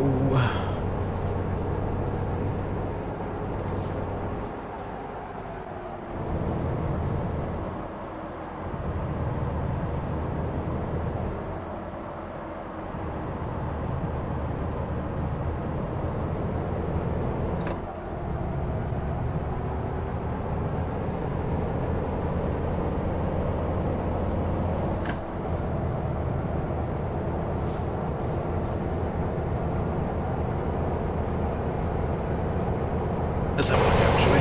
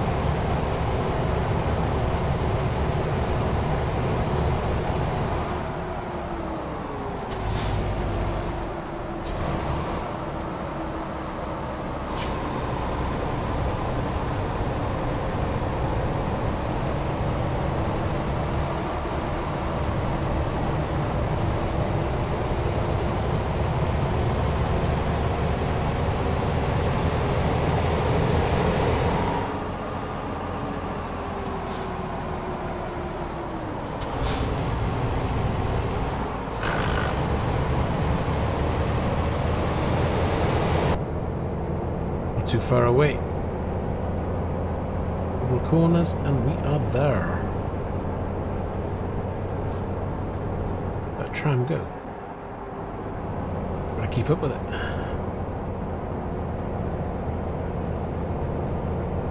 Then we've got to turn off. Gutted. Where are we? Oh, we're over there. Nice and easy.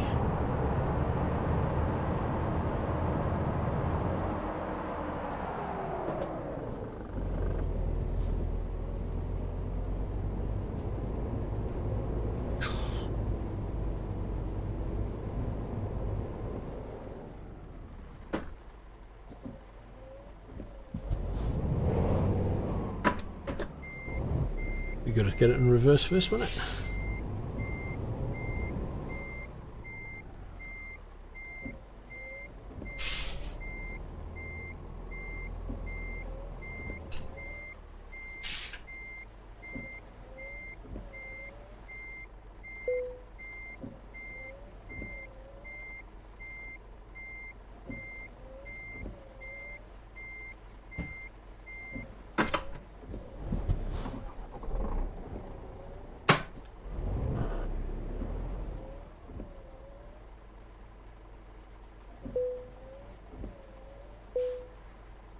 Et voila. And we were late by 2 hours 40. Oh, we managed to keep it pretty close then. So they only fined us 304 quid. I'm happy with that. Continue.